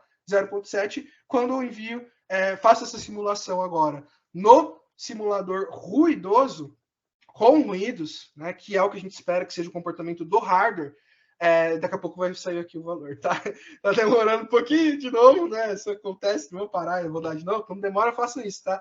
Não é para demorar tanto. Então, quando demorar, vocês pegam, para, roda de novo, você vê que vai melhorar. E aí eu vou mostrar para vocês o que vai acontecer, né? Esse valor vai mudar, né? Não vai ser 0.7 justamente devido aos ruídos, tá? E por que eu estou falando isso? A Ana já apareceu aí, Ana? 2 minutinhos, tá? Só preciso mostrar a mitigação de erros. Uma outra coisa muito legal do runtime é que além dele facilitar a nossa vida, né, com essas sessões e com o estimator e ter o valor esperado, assim, de maneira muito simples, tem uma outra coisa muito legal. Ué, ele executou, mas não deu resultado? Aí não, hein? Deixa eu... Tá, enfim, vamos ver se ele vai. Dentro do runtime, a gente tem opções de mitigação e supressão de erros. Essas são técnicas avançadas, tá? Muito interessantes, muito úteis para a gente conseguir não corrigir os erros, mas mitigar os erros, né? E aqui tem várias formas de você fazer isso, né? E o que isso permite a gente fazer assim, a forma de fazer é muito simples. Basta a gente definir essas duas opções aqui de nível de otimização e nível de resiliência da nossa simulação ou da nossa execução em hardware de fato, e isso faz com que os nossos ruídos sejam mitigados e dessa maneira a gente tenha uma resposta mais próxima do que é a resposta sem ruído nenhum, tá? Não vai ser uma resposta perfeita, a gente não está corrigindo erro, a gente está mitigando erros, mas ajuda bastante. E eu queria muito mostrar para vocês, mas por algum motivo ele está demorando mais do que deveria, então eu vou até passar a palavra para a Ana e depois eu posso voltar na hora das dúvidas, tá? E se rodar aqui eu mostro para vocês o resultado, vocês vão ver isso, tá? Mas esse era o ponto que eu queria passar para vocês, pessoal. É muito importante vocês trabalharem com essas ferramentas todas. Hoje a gente fala um pouco mais de hardware, né? Então espero ter ficado mais concreto. Passa a palavra para a Ana, daqui a pouco a gente se fala para as dúvidas e tudo mais. Valeu, gente. Obrigado. Muito obrigada, André. Ana, boa noite. Seja muito bem-vinda novamente. Boa noite, pessoal. Obrigada aí de novo pelo convite. Prazer estar aqui. Imagina, Ana, se você pudesse audiodescrever e contar um pouquinho da sua trajetória, porque nem toda a audiência que está aqui hoje estava ontem. Claro, claro, Ari, com prazer. Bom, meu nome é Ana Paula, eu trabalho como cientista de dados e também sou embaixadora na área de computação quântica da IBM. Para quem não sabe, né, na IBM alguns temas, né, como Quantum, que ainda estão dentro da área de pesquisa, então nem todo mundo pode falar sobre o assunto, né, então existe esse perfil aí que é chamado de embaixador. Tenho uma formação, né, fiz a graduação em ciência da computação, tenho mestrado e doutorado também na área de computação, né, venho atuando, já tenho 12 anos na IBM, trabalhei 9 em research, 3 agora numa área de inovação, e trabalho também como cientista de dados, tá? Eu tenho cabelo curto, meu cabelo grisalho aí, mais pro branco, uso óculos, né? Tenho os olhos castanhos, a pele clara também. Bom, acho que é isso. Certo, Ari? Maravilha, maravilha. Agora fique à vontade se você quiser capturar a tela, que eu acho que a galera tá muito curiosa, viu? Vou compartilhar aqui. Deixa eu só pôr vocês aqui numa outra tela.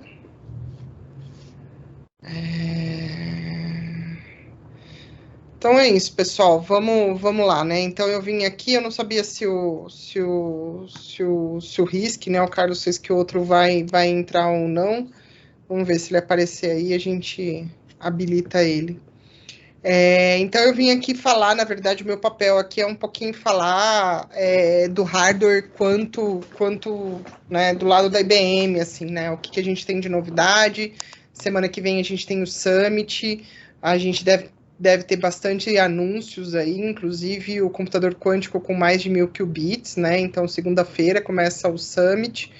E aí aqui a ideia é vir contar um pouco do panorama dos planos da IBM, inclusive algumas mudanças que estão acontecendo no Qiskit, que pode ser importante para o pessoal, tá?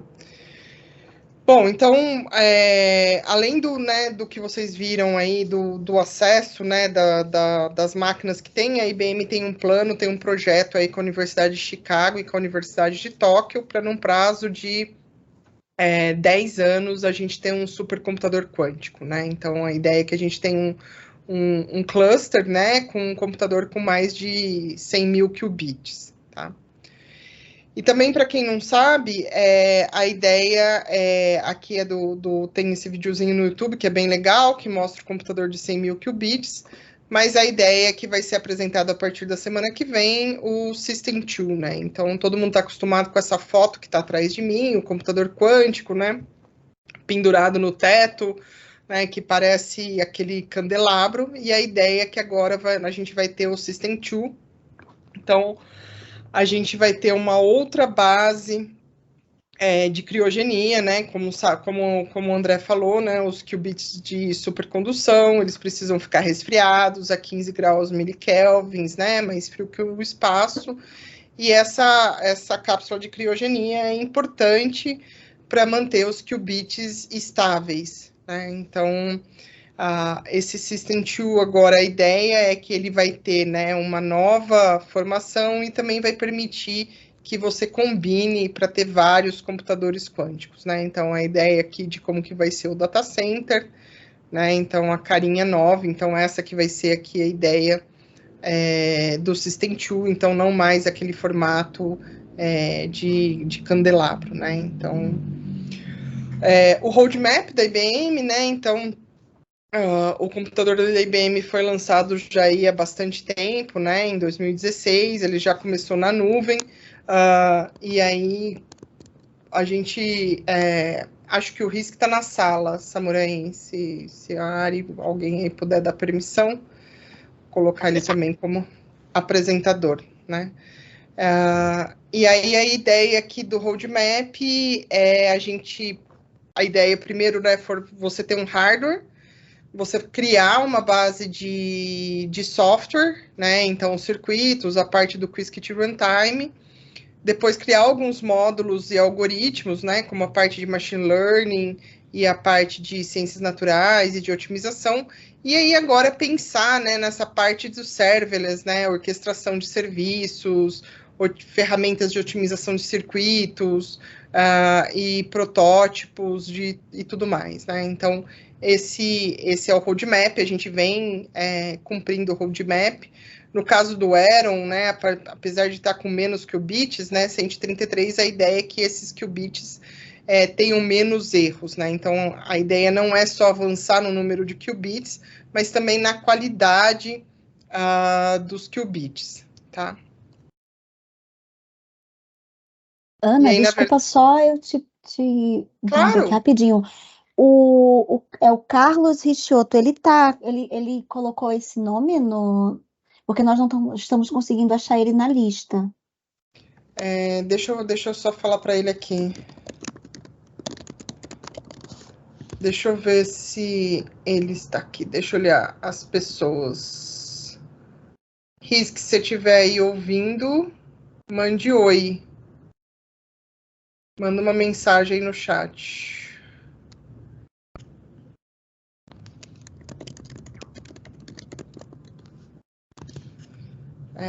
Pronto, já passei o recado aqui para ele. Vamos ver se ele fala. Então, o André até comentou, né, que os nomes das máquinas têm, né, na plataforma tem nomes de cidades, os chips, eles têm nome de pássaros, né, então Falcon, Eagle, Osprey e tudo mais.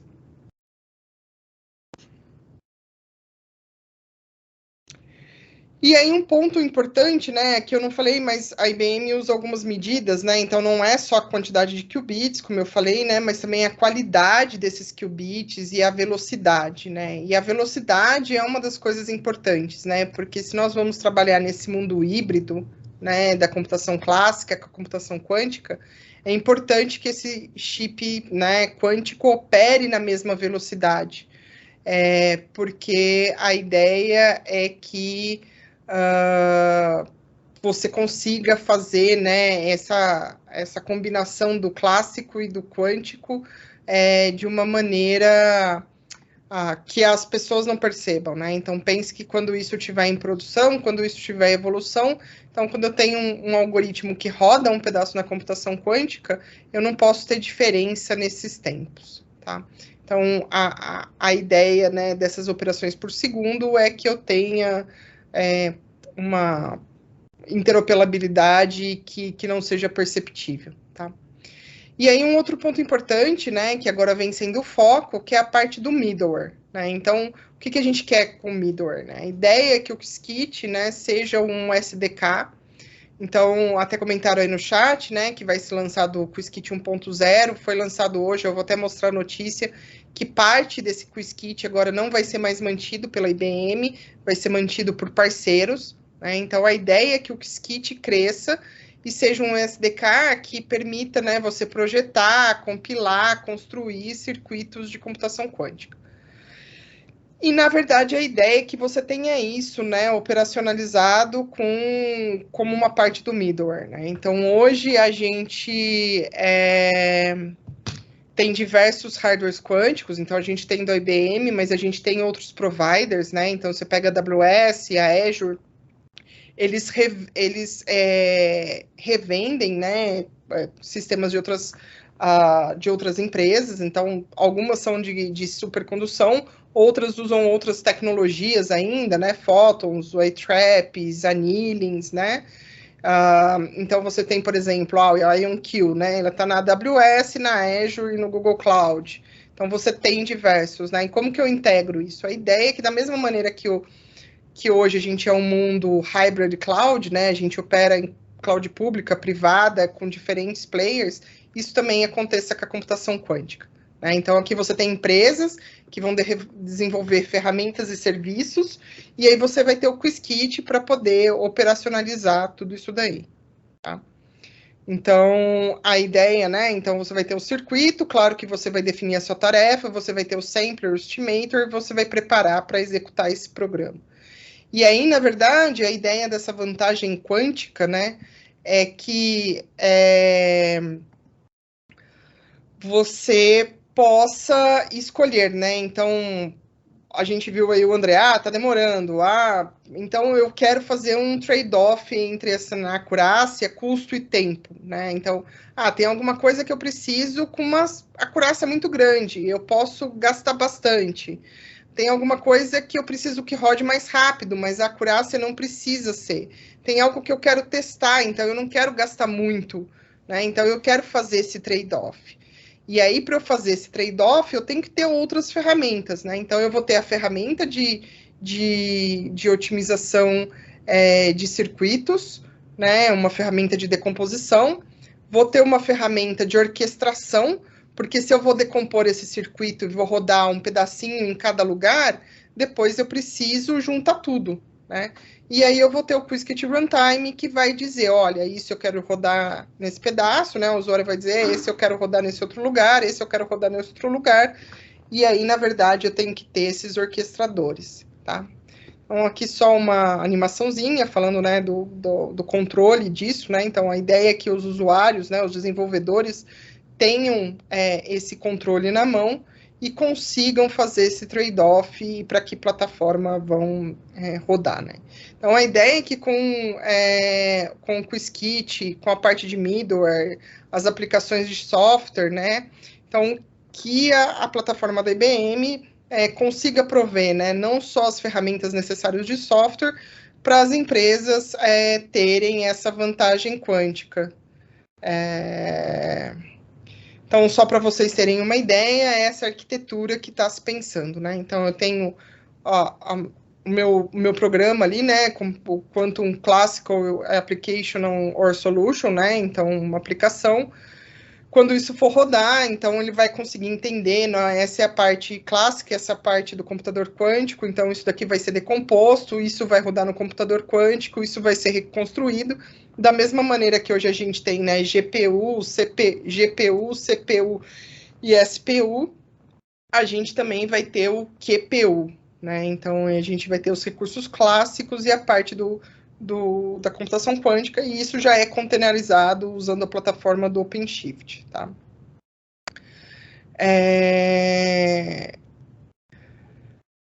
Então, aqui só uma ideia, né, de como se pensa essa questão do multi-cloud, né? Então, um exemplo aqui, né, onde que eu posso rodar, então, um pedaço na Azure, um pedaço na IBM, um pedaço na AWS. E aí, aqui a ferramenta né, da parte do embedding, né? Então, você tem em computação quântica não é tão simples, né? Porque você vai ter que ver como que você vai particionar esse circuito, né? Então, você tem essa parte de fazer isso daí de uma maneira eficiente e como você vai reconstruir esse circuito e o resultado, tá?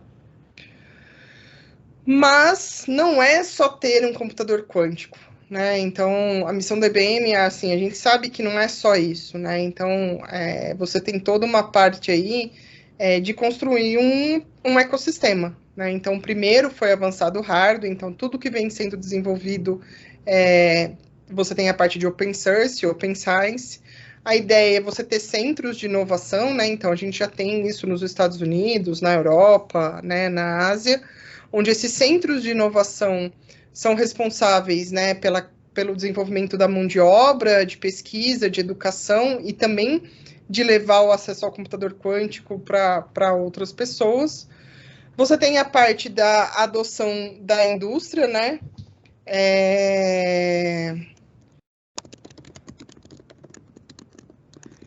Você tem a parte da indústria, que você tem que desenvolver, né? Porque não adianta eu só ter um computador quântico, né? Se ninguém consegue acessar, se ninguém consegue resolver um problema real, se você não tem software desenvolvido, então você tem que criar tudo isso. Você tem a parte de adoção e aplicação de serviços. E claro, né, que quando a gente fala de computação quântica, né, a gente está falando também da parte de criptografia. A gente sabe que ainda não vai acontecer agora, mas você tem a parte do Quantum Safe, né? Então, só alguns exemplos do data center, né? Então, a gente tem data center, só um minuto. A gente tem diversos data centers, né, espalhados, principalmente nos Estados Unidos, mas hoje a gente já tem isso na Europa, no Japão. Foi anunciado essa semana que foi terminado de montar a máquina de 127 qubits no Japão, né? Você tem a Cleveland Clinic, que quis um computador quântico somente para ela, né? A gente já tem esse do Pingqi no Canadá, que foram anunciados. Você tem, né, agora projetado para a Coreia do Sul e para a Espanha, tá? Então, a Europa vem crescendo bastante nesses centros de computação, né? E aí, como eu falei, né, na verdade, o nosso computador já nasceu na nuvem, né? Então, hoje a gente tem mais de 460 mil usuários registrados. Como o André comentou, você não precisa comprar, né? Qualquer um pode ir lá se registrar, é de graça. Todo mundo vai ter 10 minutos por mês do uso desse computador quântico, né? Num dia típico aí, a gente roda 4 bilhões de hardware, de circuitos quânticos no nosso hardware. Então, é esperado que se tenha uma fila, né? Que nada se rode tão rápido. A gente tem diversas máquinas, né? Como comentou, as máquinas pequenas estão sendo desligadas. Então, a ideia é que todo mundo tenha acesso às máquinas de 127 qubits, né? Então, a gente está entrando na era do que nós estamos chamando da era da utilidade. E a gente tem mais de 2.000 artigos científicos publicados, tá? Aqui são os membros da Quantum Network, né? Então, a gente teve o prazer, o Itaú foi o primeiro cliente brasileiro a ser membro aí da Quantum Network. Hoje, no Brasil, a gente tem o Itaú e o Bradesco como membros, mas a gente tem mais de 250 membros. Muitas das empresas são da Fortune 500, então a gente tem de diversas aplicações, não só outros bancos, como o HSBC, JP Morgan, Mizuho, mas a gente tem outras, a gente tem o CERN, a gente tem a Moderna, a gente tem a Pfizer, a gente tem muitas universidades, a gente tem a própria Xanadu, que faz computador quântico, né? Então, a gente tem a ExxonMobil, enfim, a gente tem diversas empresas, tá? E aí, o ponto é também, né, que nem a gente falou, criar essa força-tarefa, né? Então, por isso que o Open Access, Open Source e toda a parte de educação, né? Então, a gente tem uma plataforma com muitos cursos, né? Então, a gente tem... a IBM investe bastante aí, mais de 100 milhões de dólares, né? A gente já teve mais de 21 mil estudantes que passaram pela plataforma. Tem muitos cursos que usam a nossa plataforma, e mais de 100 milhões de pessoas, né, que usaram essa plataforma educacional, tá bom? Então, aqui ainda está a carinha, né, velha do Qiskit, né, mas basicamente a gente tem aí os simuladores, os providers, o core, né, que é o Qiskit Terra, e aí a gente tem as aplicações em alto nível, né, então a gente tem aí o Metal, o Dynamics e tudo mais, né. A gente tem um recurso educacional gigantesco no YouTube, tá? Então, para quem quer recordar a parte matemática, esse curso é muito legal. Tem toda a parte do Summer School, que teve, né? Que tem no meio do ano. Então, você tem os vídeos, inclusive tem uma aula lá muito legal, detalhada também, de como esse hardware, de como funciona e tudo mais. Então, tem a parte de machine learning, enfim, tem muito material legal lá, tá? Para quem quer seguir, né, então a gente tem aí a certificação, existe a certificação de Qiskit, né, então eu fiz a prova, eu sei que a Samurai, o time dela todos fizeram, né, então a gente tem a certificação de developer do Qiskit pela IBM, ela deve ser atualizada em breve, porque ela está numa versão mais antiga do Qiskit, e depois quem tira a certificação pode se tornar um Qiskit Advocate, tá? Então, você tem que contribuir para o Qiskit ou contribuir para a comunidade, e você pode se tornar um Qiskit Advocate, qualquer um, não precisa ser da IBM, claro. E aí você pode, né, fazer festivais, participar da comunidade, enfim, organizar eventos, é muito legal, né? Então, aqui tem alguns links, né, então, da plataforma do IBM Quantum, tem a parte de Quantum Safe, e tem algumas coisas, e eu vou mostrar alguns outros links aqui para você.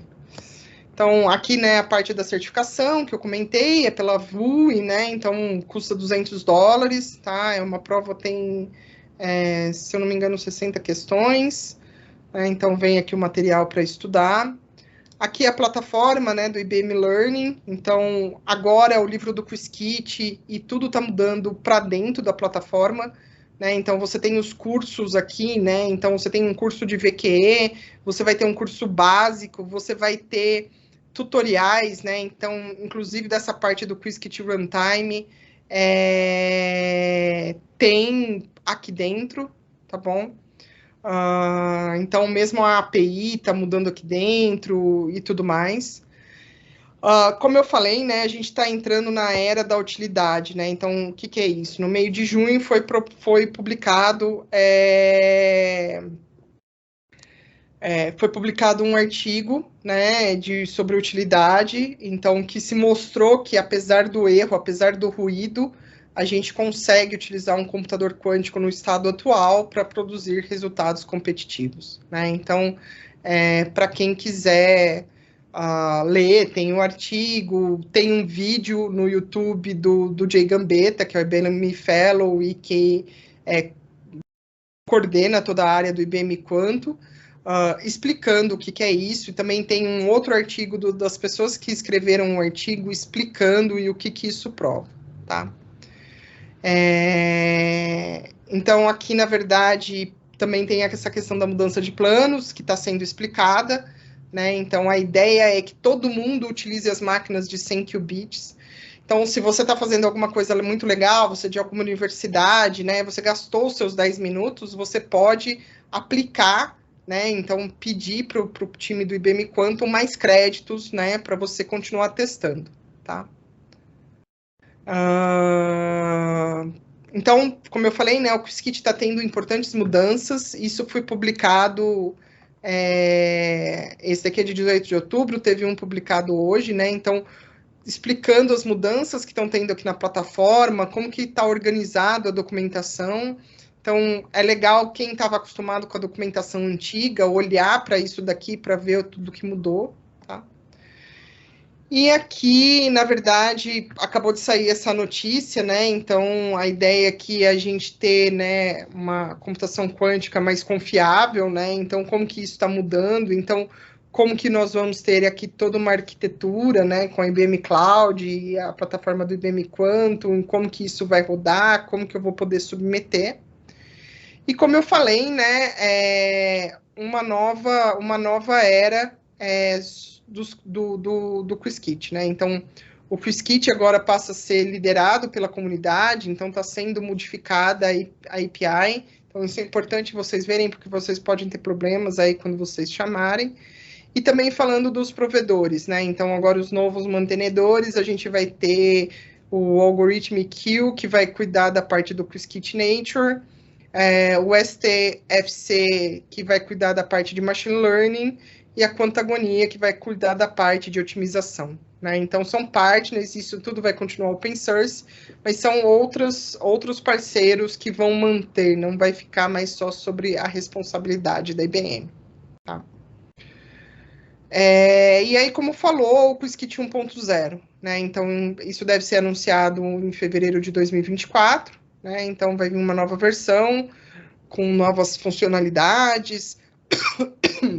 Então, pode ser que coisas que tenham sido desenvolvidas, né, não funcionem, precisam de atualização, tá? Então, a ideia é que você tenha diversos pacotes, aqui está explicando, eu confesso que eu não li toda a notícia ainda, tá? E para quem quer continuar o aprendizado, né, a gente ainda tem o Quantum Explorers, que vai até fevereiro, então é um self-based course, tem a parte de opção, a parte de machine learning, é bem legal, você tem os desafios, você tem um canal no Discord, né? Então você tem aí, você consegue aprender e você tem toda uma comunidade para interagir, né? Então ainda você tira os badges. Então eu recomendo, né, vocês a entrarem, a participarem, que é bem legal. Então, a ideia era apresentar isso, pessoal. Eu estou sempre postando. Semana que vem eu devo estar postando sobre o IBM Pro Summit, né? O que eu vou estar acompanhando.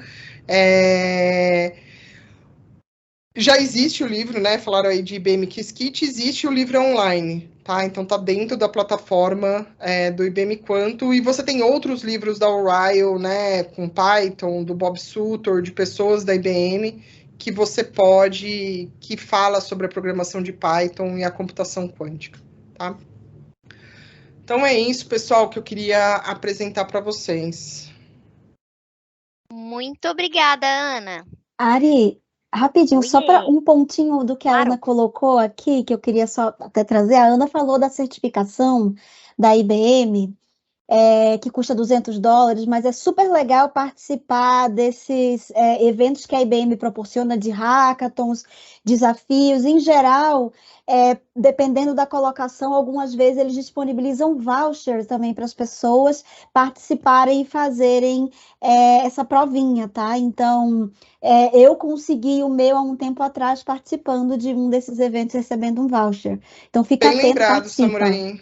Bem lembrado, né? Quando você se candidata para ser um Qiskit Advocate e você participa, eles dão o voucher para você, porque um dos requisitos é você passar na prova, né? Então, quando você se candidata ao Qiskit Advocate, geralmente abre no final do ano, no meio do ano, né? Então, geralmente julho, por aí, agosto.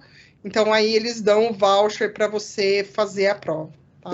Eu vejo que o Risk conseguiu entrar aí pelo menos para falar boa noite. Participação especial do Chile. Eu estava ouvindo vocês aqui, mas eu não conseguia abrir meu vídeo aqui, não conseguia entrar, porque o Teams estava no estado de sobreposição quântica, né? Como o pessoal brincou no chat. Então eu conseguia entrar, via vocês, via todo mundo, vocês não me enxergavam aqui, tá? Mas estava acompanhando aí, estavam super bem servidos aí da Ana. Eu não conseguia entrar, mais cedo que eu estou aqui hoje, não. Conhecendo o Itaú Chile também aqui. Muito legal. E eu vi algumas perguntas no chat que eu respondi, uma do Paulo, né, sobre procurar a gente aí para falar sobre universidade, do Instituto Federal. Pode procurar a gente aí, Paulo. Tá. E vi que tem uma possibilidade de lançar o livro do Qiskit, acho que a Ana já comentou essa, né? Legal. E boa sorte pro pessoal aí no desafio, né? Na batalha aí. Muito obrigada. Seja muito bem-vindo. Está super convidado para acompanhar a batalha, para participar do encerramento, tanto Ana quanto o Riskioto. Todo o pessoal da IBM, muito obrigada, viu, gente? Ultrapassamos aqui um pouquinho em relação ao tempo. Queria fazer uma votação rápida com a galera que está aqui conosco, a audiência mantida até agora. Vocês topam mais 10, 15 minutinhos para a gente passar aí por 4 dúvidas que surgiram aqui no chat e a gente fazer o nosso encerramento? Sim? Maravilha! Como a gente vai disponibilizar a gravação, quem não puder ficar aqui nos acompanhando, não se preocupe, amanhã a gente passa um e-mail, vai sair no nosso canal do YouTube, Meetup Itaúdeira, e a gente compartilha também com vocês, além da gravação, o notebook. Então, bora lá para as perguntas. Foram várias, hein, gente? No hardware da IBM, é possível enviar um pulso eletromagnético arbitrário? No caso, sem usar qualquer gate em específico, mas configurando comprimento, amplitude e fase do pulso? Pode sim. O pulso ele te permite controlar realmente, né, os pulsos nesse nível bem baixo, né? Então você pode de fato determinar quanto tempo ele vai durar e com isso criar os seus gates personalizados, tá? Então sim, é possível. Embora a gente tenha uma receitinha para os gates principais, dado o base set, né, das máquinas, você consegue ter um controle bem baixo nível assim desses gates, tá? Então sim. Show. Existe alguma maneira mais simples de criar o computador quântico sem ser usando criogenia para manter os hardwares em baixas temperaturas? Muito bom. Bom, existem propostas, né? Tem outras tecnologias, né? Annealings, ion traps, que não requerem isso, né? Então, até há pouco tempo andou circulando que tinham conseguido fazer os qubits na temperatura ambiente, mas depois já viram que era fake news, né? Que não era bem verdade.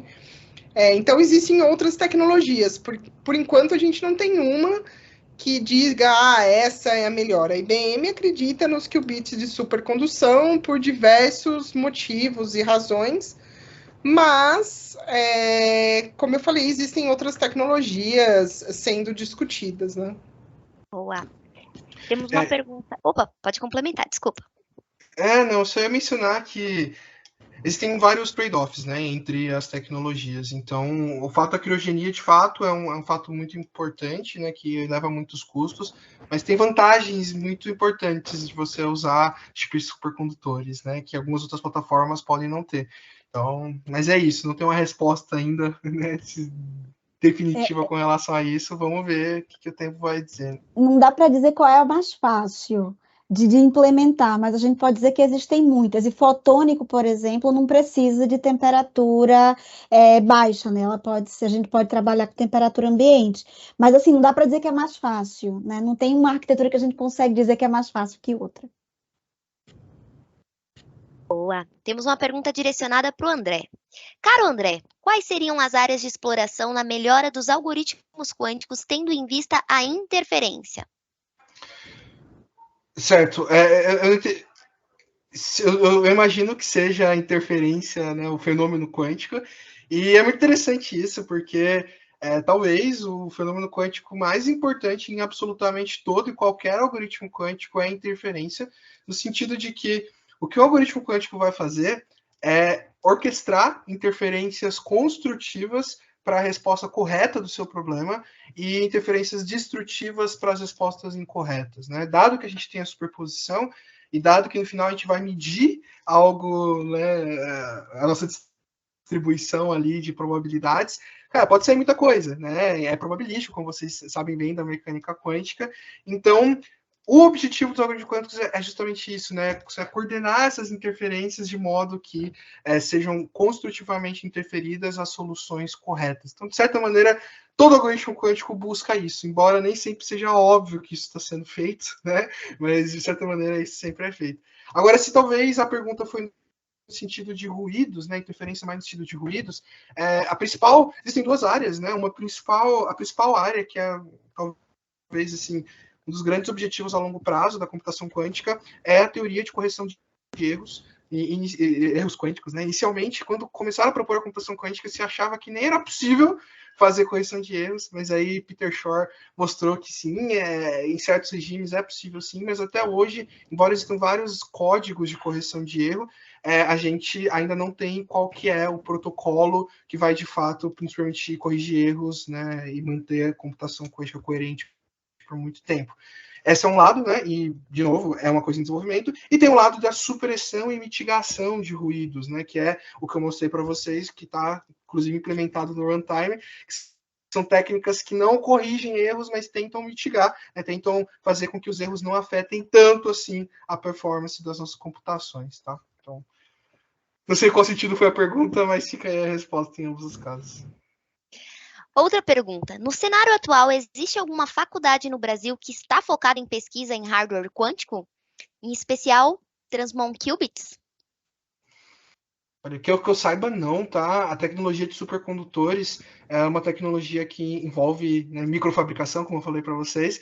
Em termos de pesquisa teórica, sim, certamente. A área que se dedica a isso é a área de física de matéria condensada, né? Estudo de supercondutividade e tudo mais.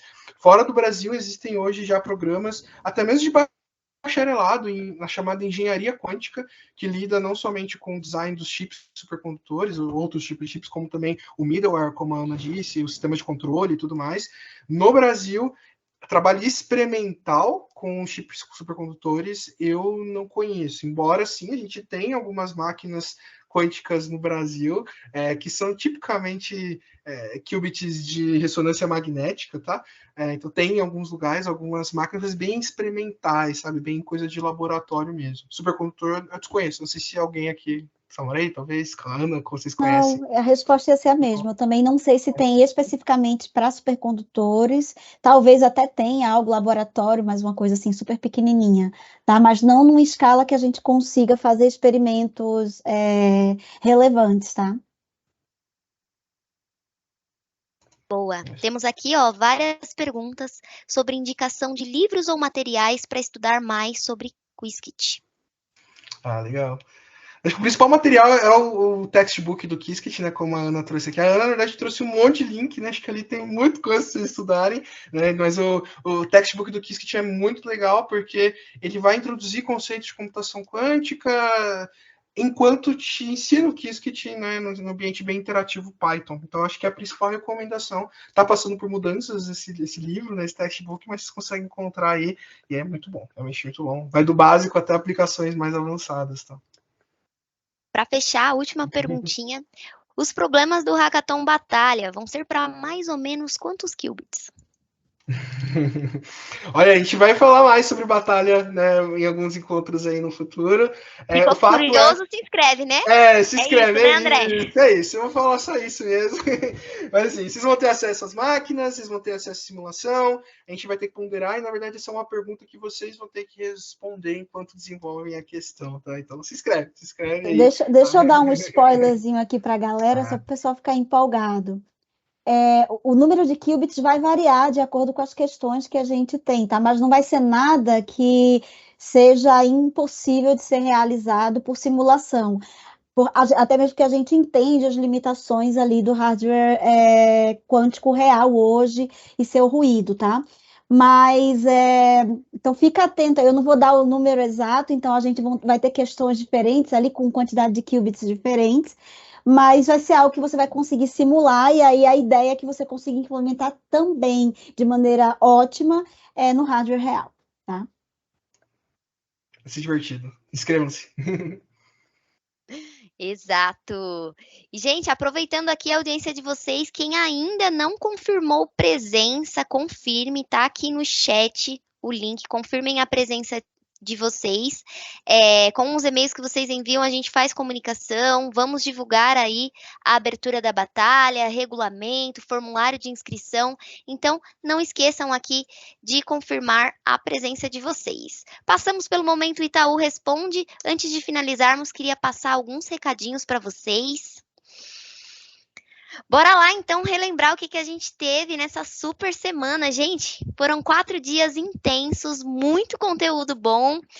Tivemos aí na segunda um bate-papo de otimização, na terça, introdução à computação quântica, ontem, algoritmos quânticos híbridos e hoje, hardwares quânticos.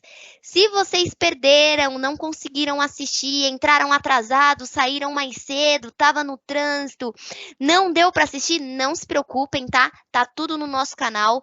No YouTube a gente tem uma seção Meetup Itaú Deira.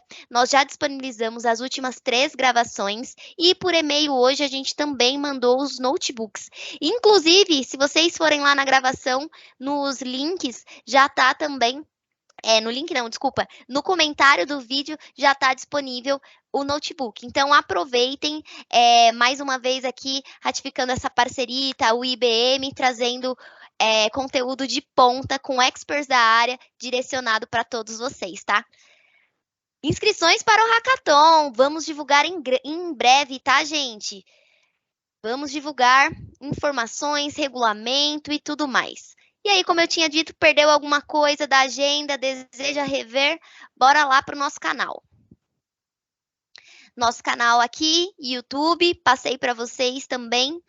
Vocês receberam comunicações com esse canal. Fiquem à vontade, acessem, tem muita coisa, tá? E detalhe, não são somente as frentes aqui de Quantum, tem todos os outros bate-papos que nós já tivemos no Meetup, de ciência de dados, de engenharia, então fiquem à vontade para compartilhar com todo mundo. Podemos ir para o próximo, Lucas. Boa! Aqui nossos canais, então, Comunidade Meetup, canal que a gente está usando para fazer esses bate-papos. Se inscrevam, coloquem o sininho, porque todos os meses a gente tem uma agenda diferenciada. Esse mês a temática foi computação quântica, mas se inscrevendo aqui na comunidade vocês recebem todas as divulgações. E também temos o Medium de Data Science. Quem tiver interesse aí em ciência de dados, sai muita coisa bacana. Sigam, vai ser bem legal. Tem muita coisa boa mesmo, gente. Conteúdo de qualidade para vocês. Tô mandando aqui no chat também nossos canais para vocês. Sei que a gente passa rapidinho, depois vocês consultam. E para quem está procurando aí uma oportunidade, aqui a gente separou em 3 pilares, oportunidades dentro do Itaú, tanto em produtos quanto em design, em tech. Então, fiquem atentos se vocês estão em busca de alguma oportunidade aqui no mercado de trabalho entre esses 3 pilares. Acessem, mandei também aqui no chat todos os nossos links. E, por último e não menos importante, nossa última pesquisa de satisfação. Gente, muito obrigada pela audiência até o momento, por todos vocês que participaram hoje. Muitos de vocês também estavam nos dias anteriores. Como eu já venho dizendo aí ao longo dos dias, a pesquisa de satisfação é muito importante para a gente.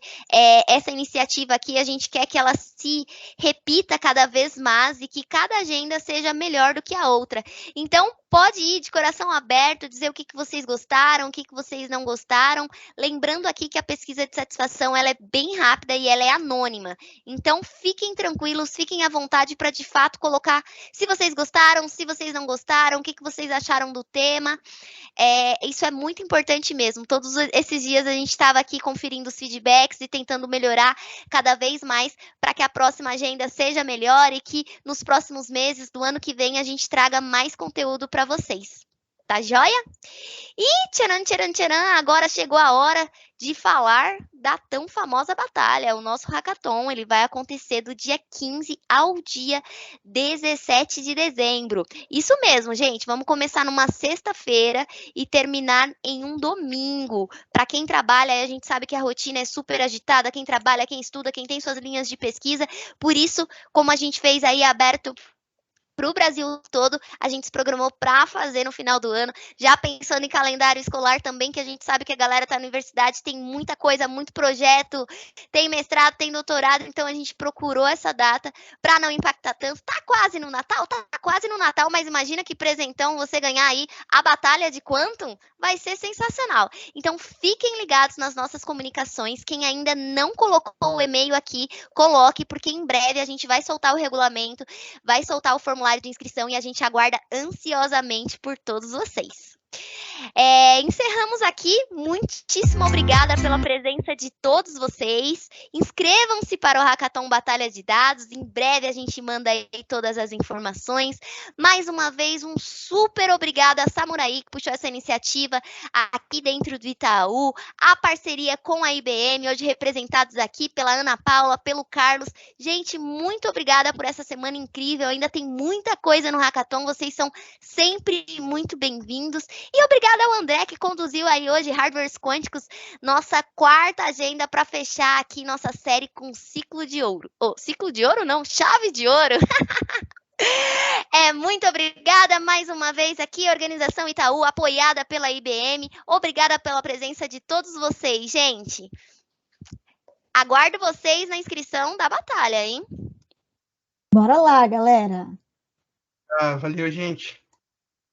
Obrigadão, pessoal. Falou, tchau, tchau. Boa noite. Tchau, tchau. Boa noite.